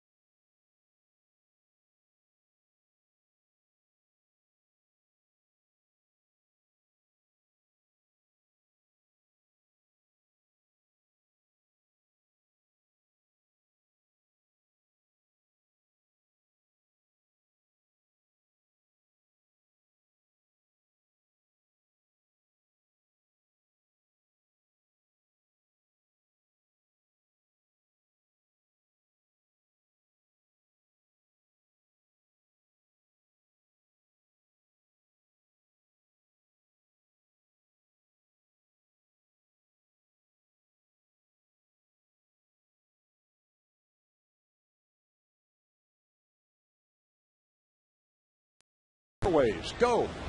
There's nothing stopping you.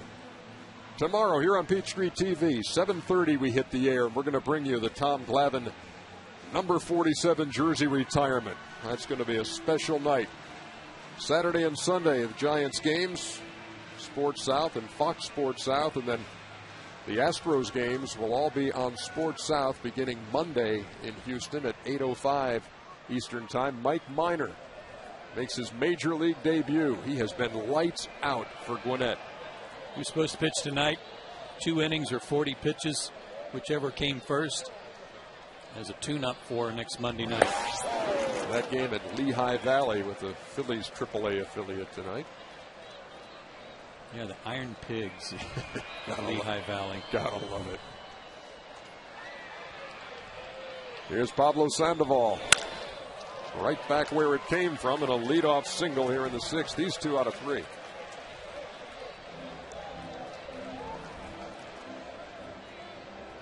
Another leadoff man on for them, too. And Jair up to 94 pitches. He's only had one 1-2-3 inning, and that was at the bottom of the order, and then Torres, the leadoff man.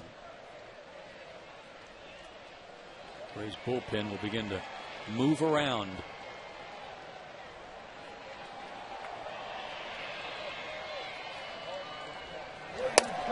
Aaron Rowan takes a strike, 0-1. Sorry, Ernie. When Medlin was DL'd today, Braves called up Christian Martinez from Gwinnett. He's here and in uniform, ready to go tonight. He was with the club earlier this year.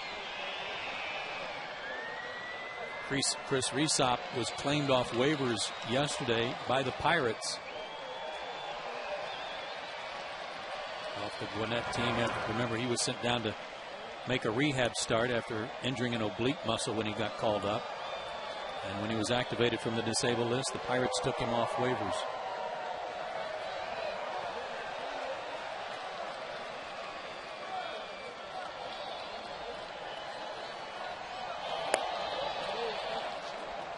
Rowan takes outside, a ball and a strike. He's a tough guy, Aaron Rowan. I mean, when you look back at his resume and you look at some of the old highlight reels of him, he made that catch in 2006 when he went up against the wall and broke his nose and orbital bones around his eye. And he was hit by a pitch this season by Vicente Padilla in April. Had a couple of facial fractures, including one of the bones that he broke when he crashed into the wall. popped foul and out of play over the Giants dugout. Kind of guy you love having on your team as he goes to the post. He is 8th among active players in hit by pitch. Is that right? Yeah. Doesn't surprise me. 116 times. That'll leave a few welts.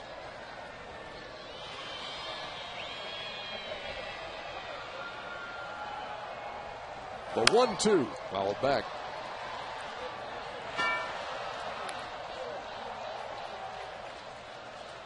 Well, look at the numbers and see how many times he's been hit this year.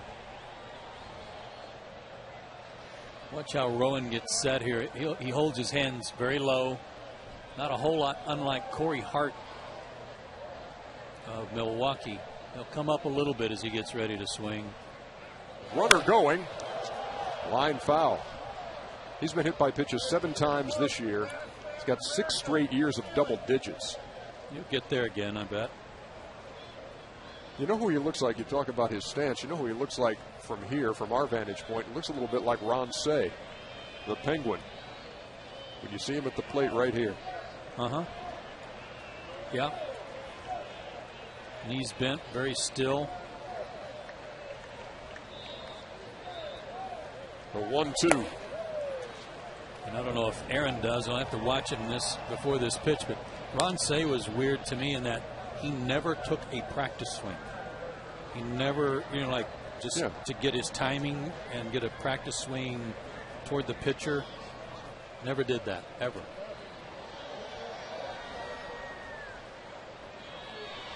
There you go. Neither did Aaron. Good pitch. He threw that breaking ball right at the center of the plate and had it dive off the plate where Rowan couldn't reach it. Well, that was a changeup. My mistake. Outstanding pitch right to the glove.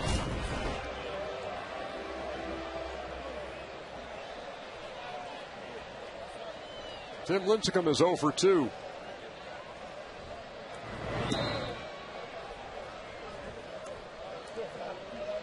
It's like Eric Hinske got a haircut, huh? Either while I was gone or today. I guess he's joined the Johnny Venters group. I was in the clubhouse the other day when Johnny shaved his and was. Look at this bunt popped up. And Brian McCann jumping out of the box to make the play. 2 down.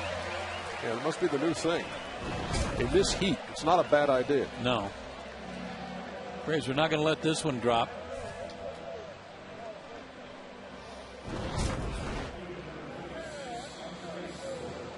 Yeah, it looks like Eric's got it all shaved off. As does Johnny Venters. Looking good for his 33rd birthday today is Ski.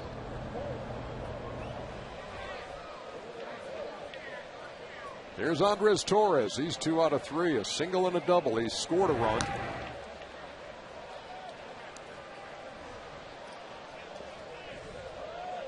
And knocked in his 45th in the 2nd inning.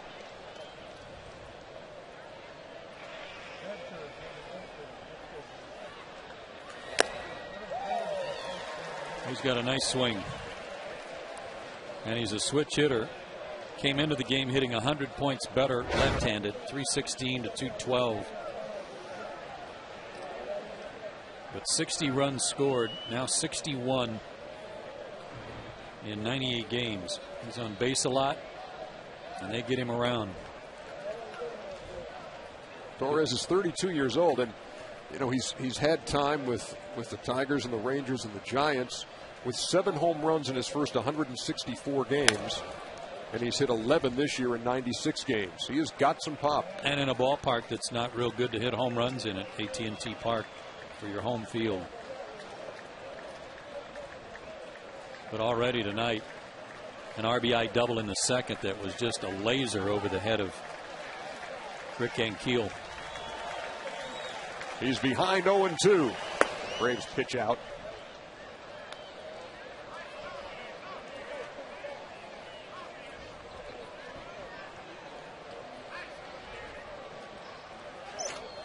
Jair at the 105 pitch mark, 63 of them strikes.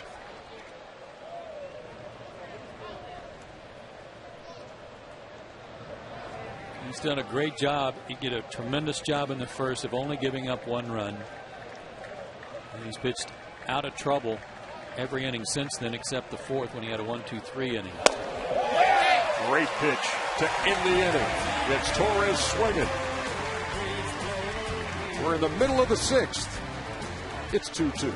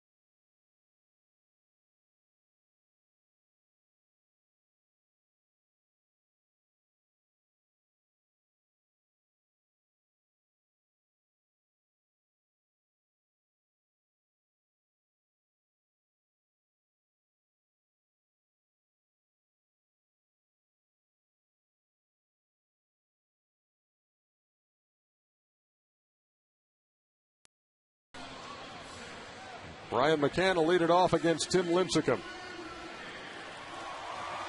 Coming into this game, BMAC was 8 for 19 with a homer, a 421 clip in his career against Lincecum. Tonight, the right-hander has struck him out and walked him.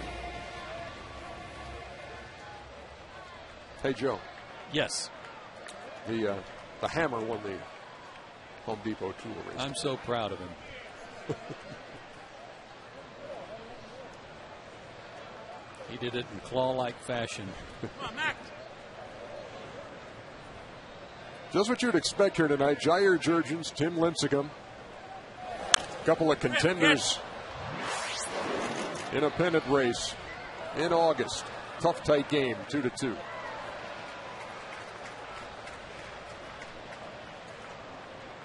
Last year, from the All-Star break to the end of the season, Brian McCann ranked 3rd in the National League in RBIs at 57 after the break. Currently with 19. That ball's pretty well hit to left. Burrow back and has room at the track.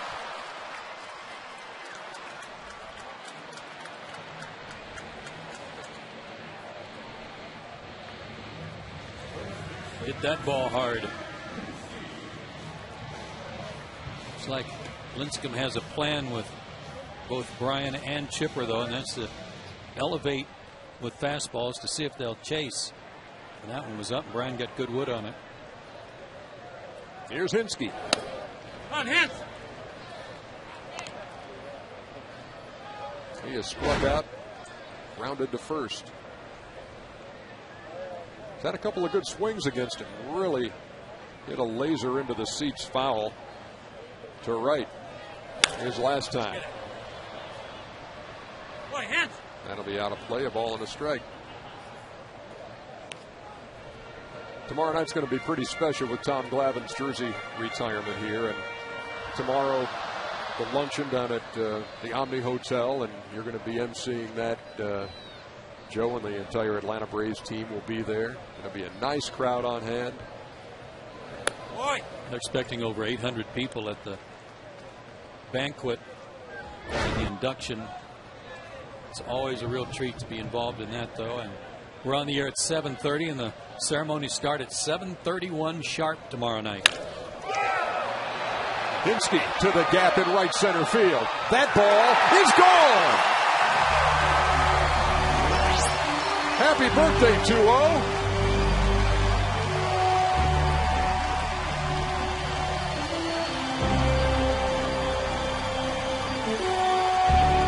Tell you what, you take a little hair off, your bat speed goes up. I'm not sure how that works, but another high pitch. And he went out around this one. Rowan got to the wall like he thought it was going to hit the wall and come back. And it just cleared.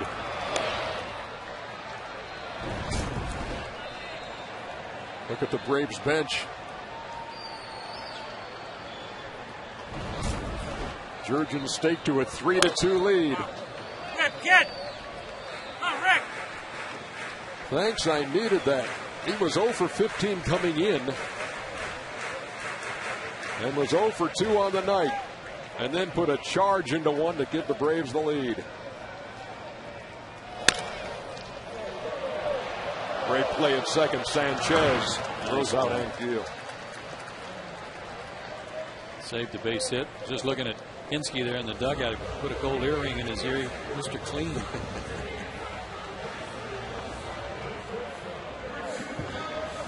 Back-to-back multi-home run games for the Atlanta team. They hadn't had multi-home run games in their previous 9.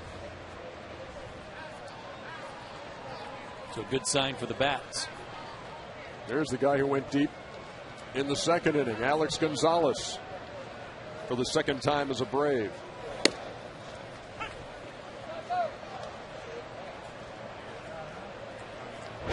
Has 19 home runs now and 55 runs batted in.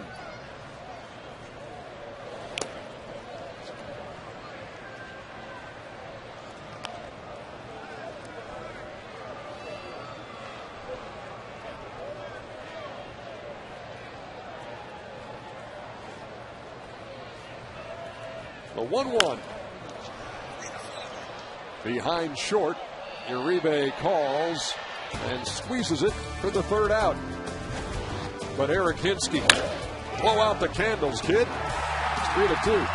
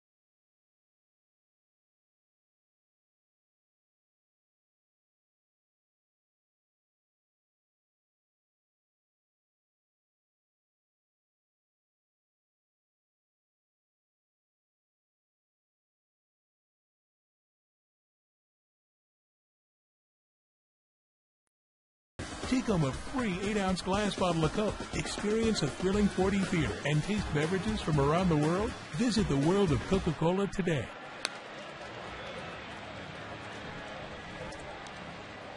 Braves with a 3-2 lead as we go to the 7th, and a pitching change as Johnny Venters, the left-hander, comes on in relief of Jurrjens. Great numbers, as you know, all year long for Johnny. And one advantage he may have over the Giants is that he hadn't been called up when Atlanta first faced them, so they haven't seen this guy. And he'll face the heart of their order, and had a night off last night.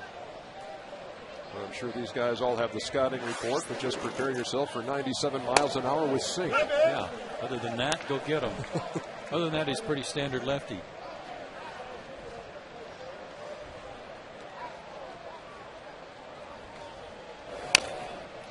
Quickly ahead of Sanchez, 0-2. He doubled in the first, walked in the second, flat out to right in the fifth. Jurrjens surrendered 7 hits, 5 of those for extra bases, but pitched out of a lot of trouble at times. Strike 3 called to Sanchez, 1 down. Wow.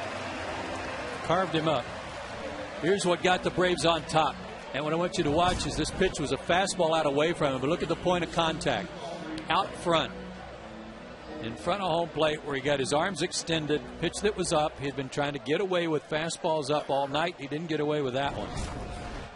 Eric made him pay. Aubrey Huff looks at a breaking ball for his strike, 0-1. The Giants' leader in homers and RBIs and batting average is 1 out of 3 tonight. And 5 straight strikes from Venners. Carved up Sanchez and 2 curveballs, 2 sliders to get ahead of Huff.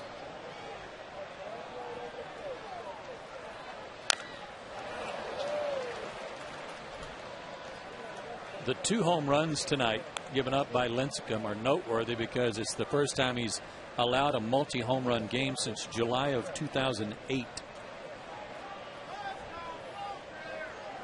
And the 12 home runs he's given up ties for the high of his career, which was 2 years ago. Aubrey goes away in a huff. 2 down. You're well rested too. Down and in, man. Lefties love the ball down and in, but hard to catch up to that one.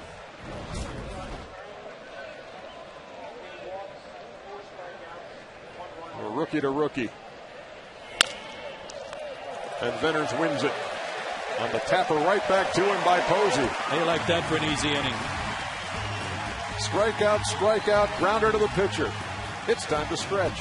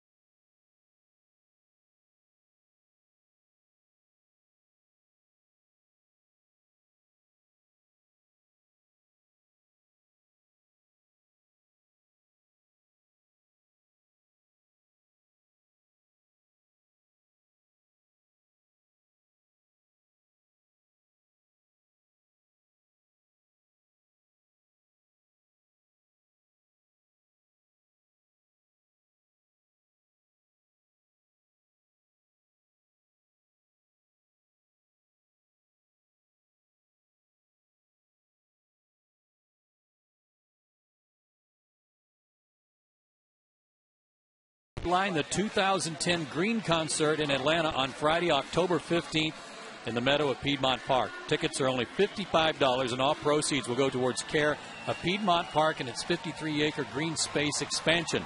Get your tickets starting at 10 o'clock this Saturday, August 7th at livenation.com. All Ticketmaster outlets, or you can call 1-800-745-3000. And I think I heard you say last night, one of the best concerts you've ever been to. That is going to be awesome, especially at Chastain Park. Oh, that'll in October. Piedmont. That's what I said. I thought you said Chastain. Oh, excuse me, Piedmont Park. I'm saying Piedmont Park in October. That is just going to be a great setting to watch what is still a legendary, great band in the Eagles. They still sound great. And you did such a great job on that promo that I almost totally ruined it. No, you did a Piedmont fine job. Park. Bounce Piedmont back. Park.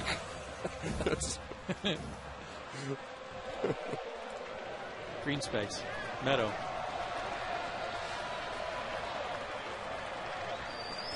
Bottom half of the 7th inning.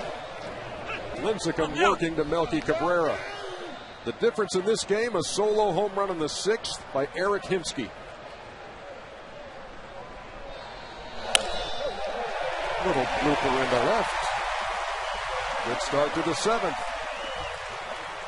And the 100th pitch of the night by Lincecum is a nice Ric Flair to left field.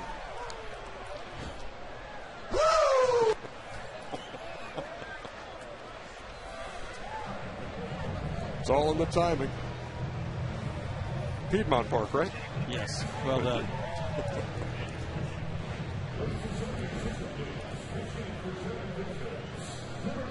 Here comes Dave Rigetti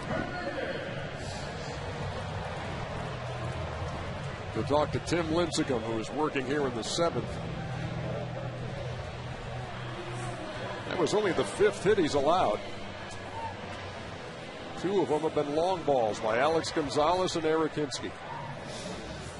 One of their trade deadline pickups, Javi Lopez, the side-arming lefty, is loosening up in their bullpen and ready to go. Braves have Diori Hernandez, who's going to pinch hit for Venners, who was unbelievably good in the 7th inning.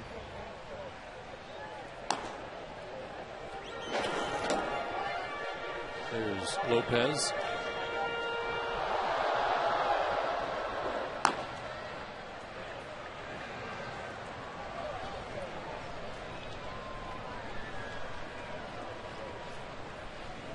Hernandez squares, lays it down up the line, but foul. Right, Dave. Diori was on a tear after coming back from the disabled list. For Gwinnett, he had hit in 11 of his last 12, was hitting right at 320.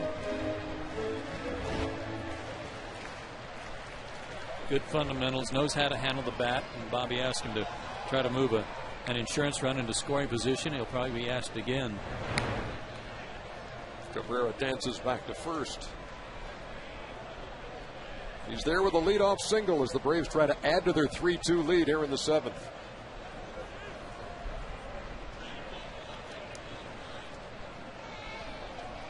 Squares again, and again fouls it off. 0-2.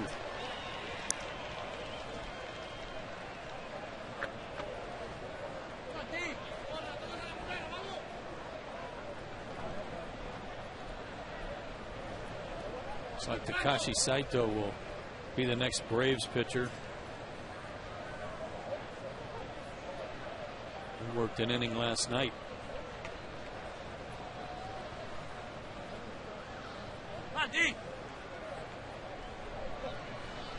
Piedmont Park, right? Eagles, Piedmont Park. Okay. Yes, October. 0-2. Due to Diori Hernandez.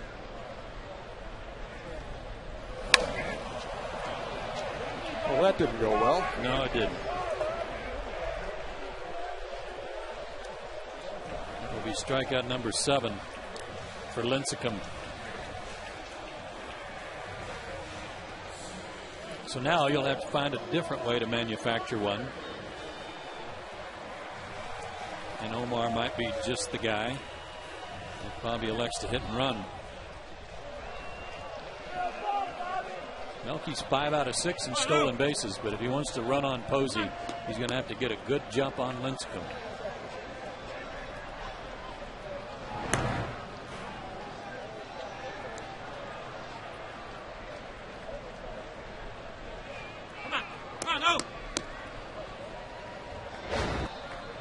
with one out. The top of the Atlanta order, Infante with Jason Hayward on deck. In the right field. Cabrera will have to stop that second. That was a thing of beauty. Did you see how Omar just led with his hands there? The prototypical inside-out swing, but he leads with his hands in an effort to try to hit the ball to the right side. Inside-out swing. The hands stay inside the baseball, and the barrel drags behind in an effort to hit it to right field, and did just that. If they were going to put the hit and run on, that would have been absolutely perfect. The Braves have chased Tim Lincecum here in the 7th inning. He leaves trailing 3-2 and leaves with 2 runners on.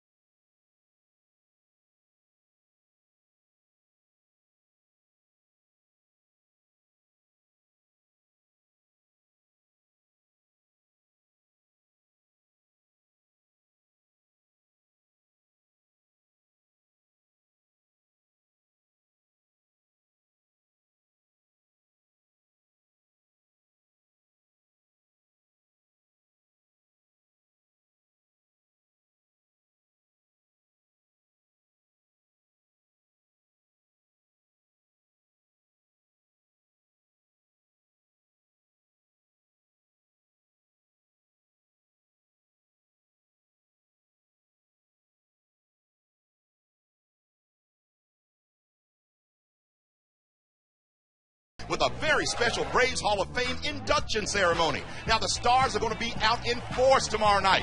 Phil Negro, Dale Murphy, Javi Lopez, and many other Braves alumni will be on hand for this very special event, and we want you to be there too. And of course, we'll be broadcasting the game tomorrow night as your Atlanta Braves take on the San Francisco Giants. Game time, 7:30. Be there. Go Braves. We will be there, JJ. Thank you. Again, a special night for Tom Glavine tomorrow night. You're going to see it right here on Peachtree TV just as we come on the air at 7:30. We asked Tom a couple of weeks ago, Ernie, about on a Fox Sports South broadcast about, well, where do you think your number 47 should fit up there? He said, well, an appropriate place would probably be on the corner. We're going to have a visit from Tom tomorrow night as he comes up to the booth. Wind picking up here at Turner Field.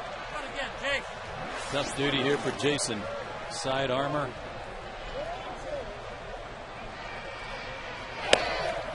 Lopez starts him with a strike, 0-1. Throws a slider. There's a circle changeup from that delivery as well. Left-handers hitting under 200 against him.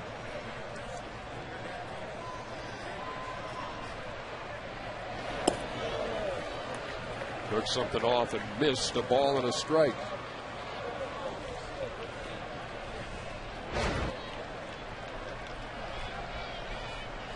Hit him. Come on, Jay.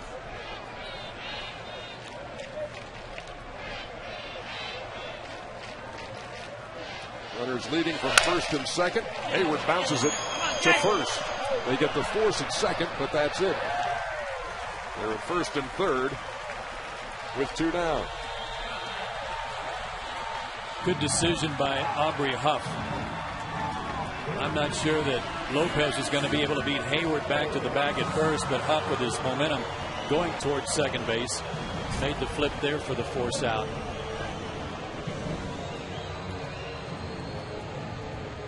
That was a very similar play to one we saw last night with Infante running at first, and Ike Davis was screened just momentarily and couldn't come up with the play. One of those 3 errors, and in that one inning by the Mets.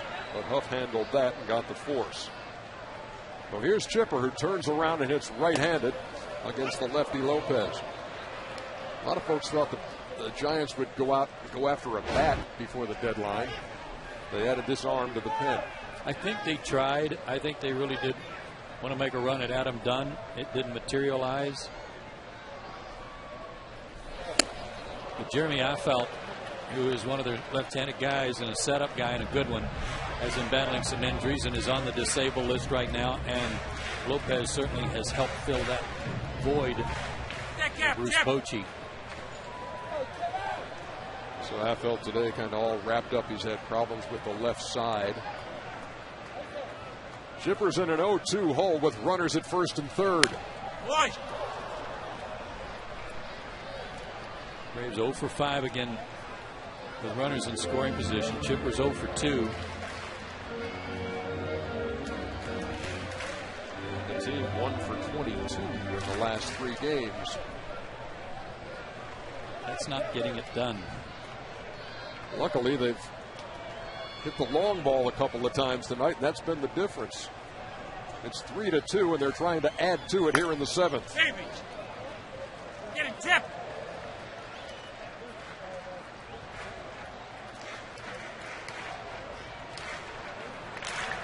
Well, one of their dilemmas in terms of trying to do something different, Ernie, with respect to that runners in scoring position, is that 2 of their guys at the top of the order, Infante and Hayward, have 2 of the best on-base percentages. So they're in a good spot. But they're also 2 guys with 2 of the highest averages with runners in scoring position. Chipper to the air in center field. Not quite enough. Mentioned that win moments ago. That one might have made that one just stay up a little too long. Nothing to cross in the 7th.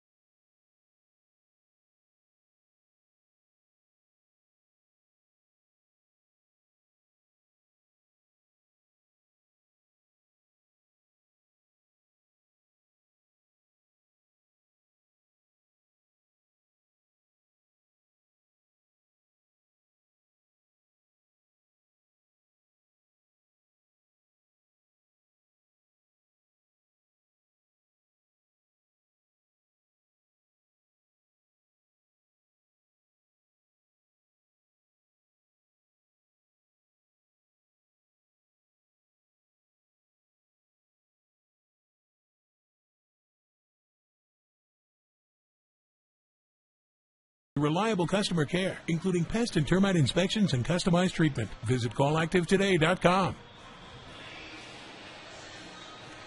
6 solid innings out of Jurrjens. Gave up 2 runs and really battled the Giants.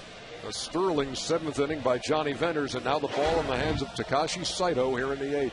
Bobby really does not like to use Takashi in back-to-back nights if he can help it. This will mark back-to-back nights. He worked an inning last night against the Mets. No trouble, gave up a hit and recorded a strikeout, but no runs. He also worked back-to-back games against Washington and Cincinnati at the end of July. Gave up a run in the first game, but not the second. But on July 6th and 7th, back-to-back games at Philadelphia, a perfect inning the first game, and then the next game, 2/3 of an inning, 3 hits and a run. He's 40 years old, and it just Bobby tries to give him a break between outings. He's going to face Juan Uribe to start off the 8th. This is the kind of position this hitter likes. hit 15 home runs, and 9 of them have either tied the game or given the Giants the lead. They trail 3-2. So a dangerous leadoff hitter here in the 8th. Well, you saw him last time up there against Jair, up there swinging from his heels before eventually drawing a very controversial walk. Looked like he'd struck out.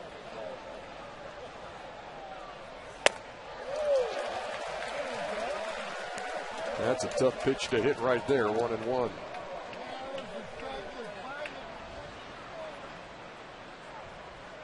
Takashi, formerly of the Dodgers, pitched a lot against the Giants in his career. Career mark of 4-1 with a 1.21 ERA against the Giants. He was 13 for 14 in saves. Hit to right.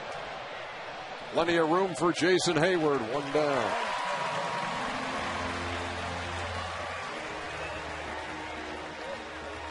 With 1 out, time for the no-out question of the game, built by the Home Depot. It comes again from Jan. And the question is, do pitchers use the same rosin bag on the mound, or do they have their own? And the answer is, Jan, there's only one. Sometimes on a rainy night, they may run out another one because it gets kind of caked up out there. That one's thrown out at the beginning of the game and then used again until it is all gone. Here's Pat Burrell. 0 for 3 on the night. Been hot lately. 350 over his last 8 games, but has failed to reach tonight. Saito works on him with 1 out in the 8th.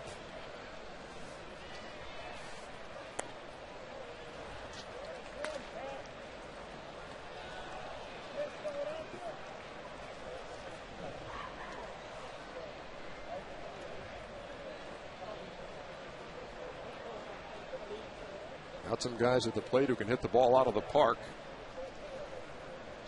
Coming up this inning. Already dodged 1, and Burrell is up there with Sandoval on deck. Takashi has a great curveball. Some nights it's better than others. Tonight it looked sharp. That was a good pitch to Burrell.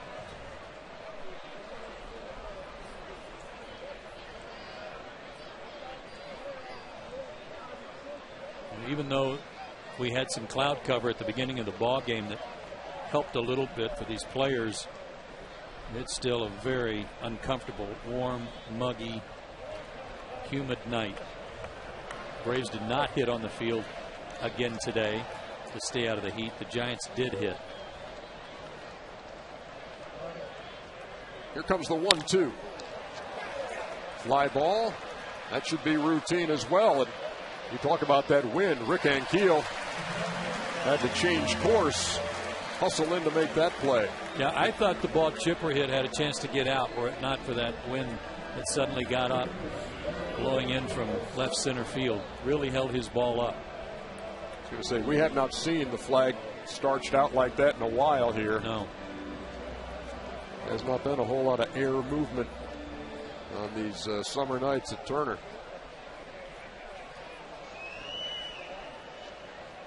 So here's Sandoval. These 2 out of 3, a single and a double. You especially like the wind to blow in your face if you're working the high home camera position. You just turned 50, so you can get right on that railing, feel like you're like on the front of the Titanic, throw your arms back, and just throw your face into the wind. It is. Smitty, the king of the world. Yeah. What a party place today up there.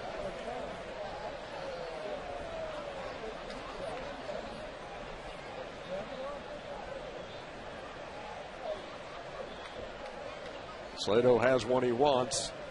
And here comes the 0-1 to Sandoval. And 0-2.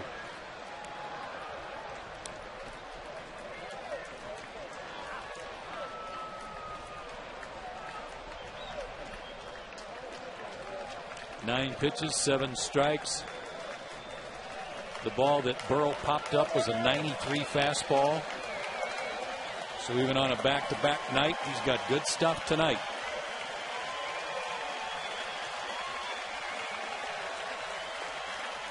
Every pitch vital in a one-run game. The 0-2. 94. Tough to lay off.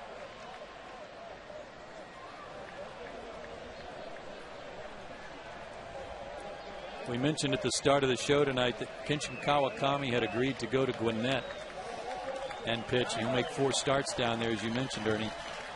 It was in his contract that he would not be sent to AAA under any circumstances. He had to agree to that.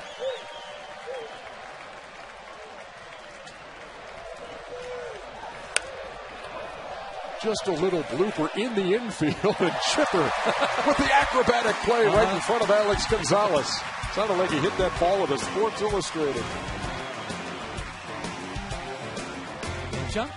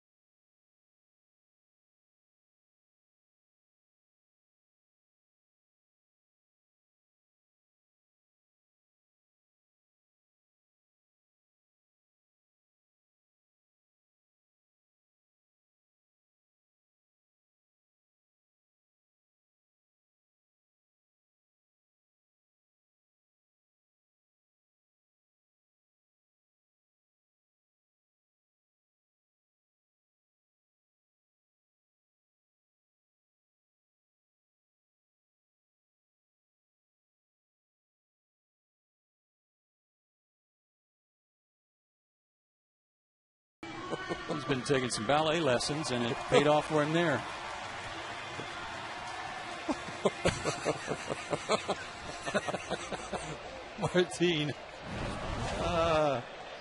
Martine's provided some pretty good humor in the last couple of games. Last night when they kept fouling balls into the Braves dugout, he had a little container there, and he had the handle and it had a shield and his glove to try to protect the rest of the guys in there as McCann grounds out to start the bottom of the 8th.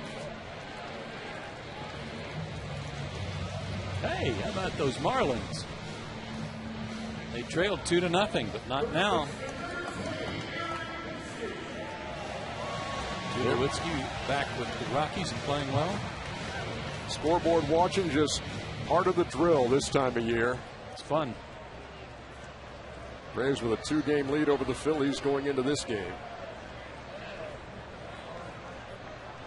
And here's the difference maker in this one, Eric Hinske.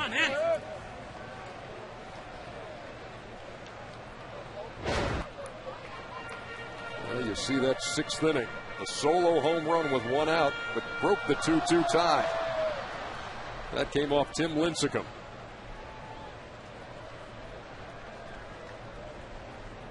Here he faces Javi Lopez working in his 2nd inning. Boy, come on, Hans, get him. Come on.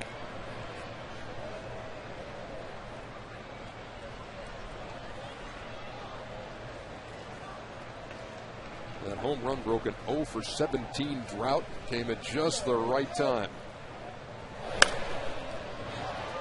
Did it ever. Fastball up and away. And he cranked it. And we've made the point. He had some good swings tonight against Lincecum. And then finally had something to show for it there in the bottom half of the 6th. He waits on a 1-2 from Lopez. Fly ball to center, and Rowan Makes that play 2 down. Come on, Rick. Florida got 4 runs in the bottom of the 7th, Ernie. 2 off of Roy Oswalt, who only got 1 out in the inning, and then 2 off of J.C. Romero, who didn't get anybody out. Contreras is pitching. They're still batting.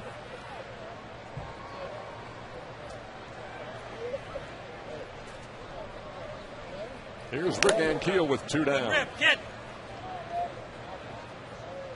This is truly one of the great stories when you talk about perseverance and comebacks and that kind of thing. I think everybody was rooting for Rick Ankiel after they saw what he went through with the Cardinals on the mound, and then the trip back to the minors to try to get himself right.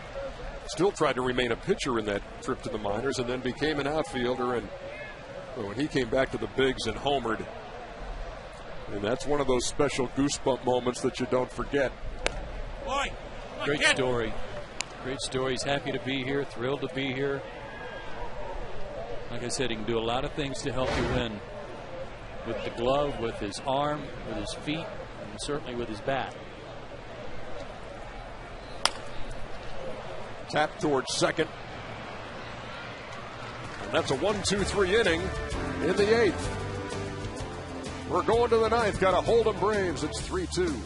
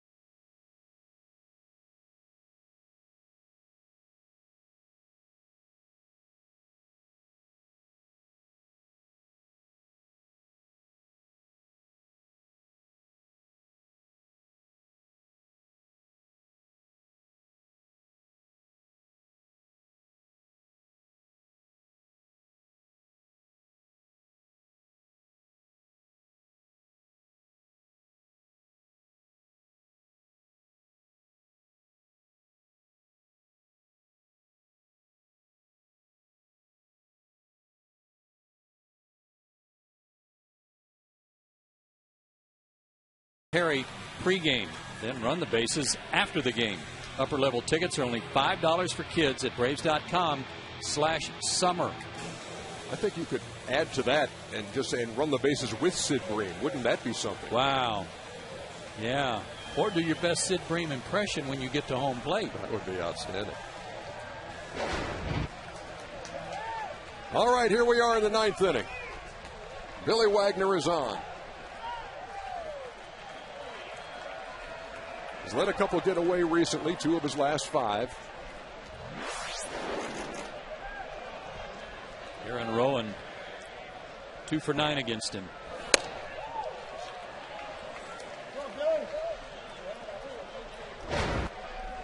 Also took the loss 2 days ago. Gave up that home run to Jeff Francoeur on a pitch he said he wanted to make. He just tipped his cap to Frenchie on that one. Yeah, as he said, 97, nice. As he said, you know, you got a pull hitter up there, and I made a good pitch with a fastball away, and he decided to go the other way. Talking to Smoltz this week, last night, about the life of a closer, and that's just part of it. This is hit to right. Hayward back. Edge of the track, 1 down.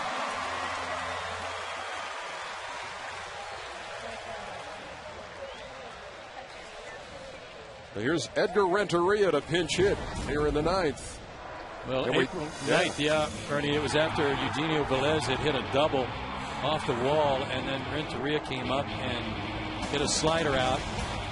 That tied the game, and the Braves went on to lose it. I think Medlin took the loss in relief in that game. It went 13, and they lost 5-4. Here it's a one-run game, 3-2, 1 out, and the former Brave Renteria loses the bat as he fouls it straight back.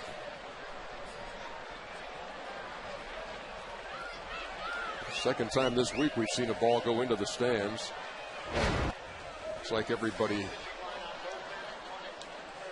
may be okay down there. Edgar got off to a pretty good start. Since then, it's been a struggle. Spent 2 stints on the disabled list, one with a right groin strain and then a right hamstring strain. Played 2 years here, 06 and 07, hit .310 combined over those 2 seasons. He's behind in the count, 0-2.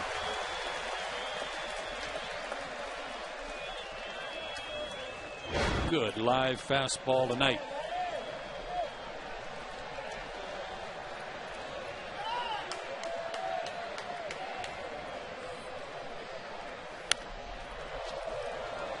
Edgar 3 for 18 against him, including that home run back in April. This is Renteria's 15th season. He's going to turn 35 this weekend. And again, the home run he hit was a slider.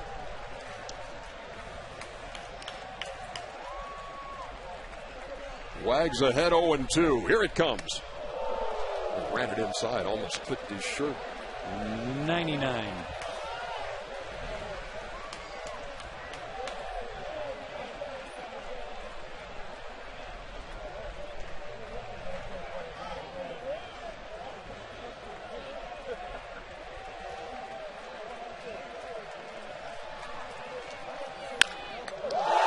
Look at me. Wow. Had it all the way. Had it all the way and didn't know it. Billy was looking around for the baseball and it was in his glove.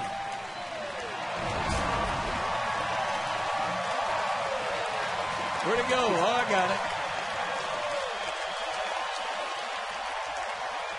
I mean, that ball was smoked. Billy might say after the game, you know what? That's one of the best catches I've never seen. A liner by Torres with 2 out. They're still alive. Well, this guy's been impressive tonight. His 3rd hit of the night, this time right-handed. And a fast runner. Reminder to stay tuned after the game for the AT&T Game Summary. AT&T, rethink possible.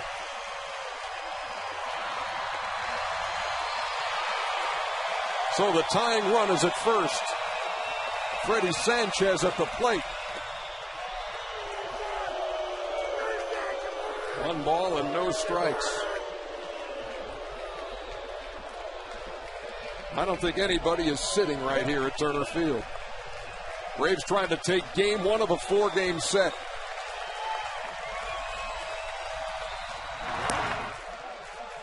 Smart move, keep him honest.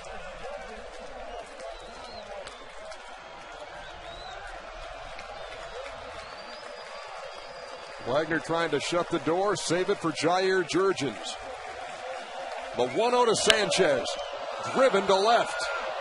Along the line. And foul. You may all exhale. Especially you fans in right field. You couldn't tell if it was fair or foul. Fastball, and he was sitting on it, ready for it. Much like Renteria, much like Torres. Again, this guy's not a home run hitter. He's only hit 2 this year, but he was ready for that one. The 1-1. He's a strike away.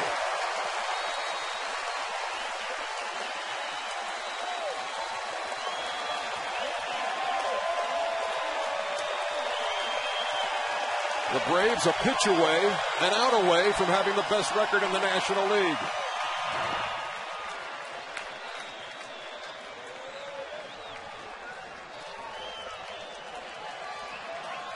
What's he going to go with? Fastball or slider? Took a slider for a strike. There's another one. Just did get a piece.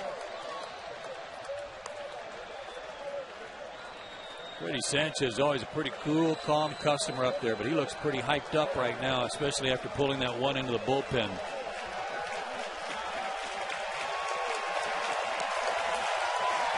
Wagner will crank it up again, 1-2.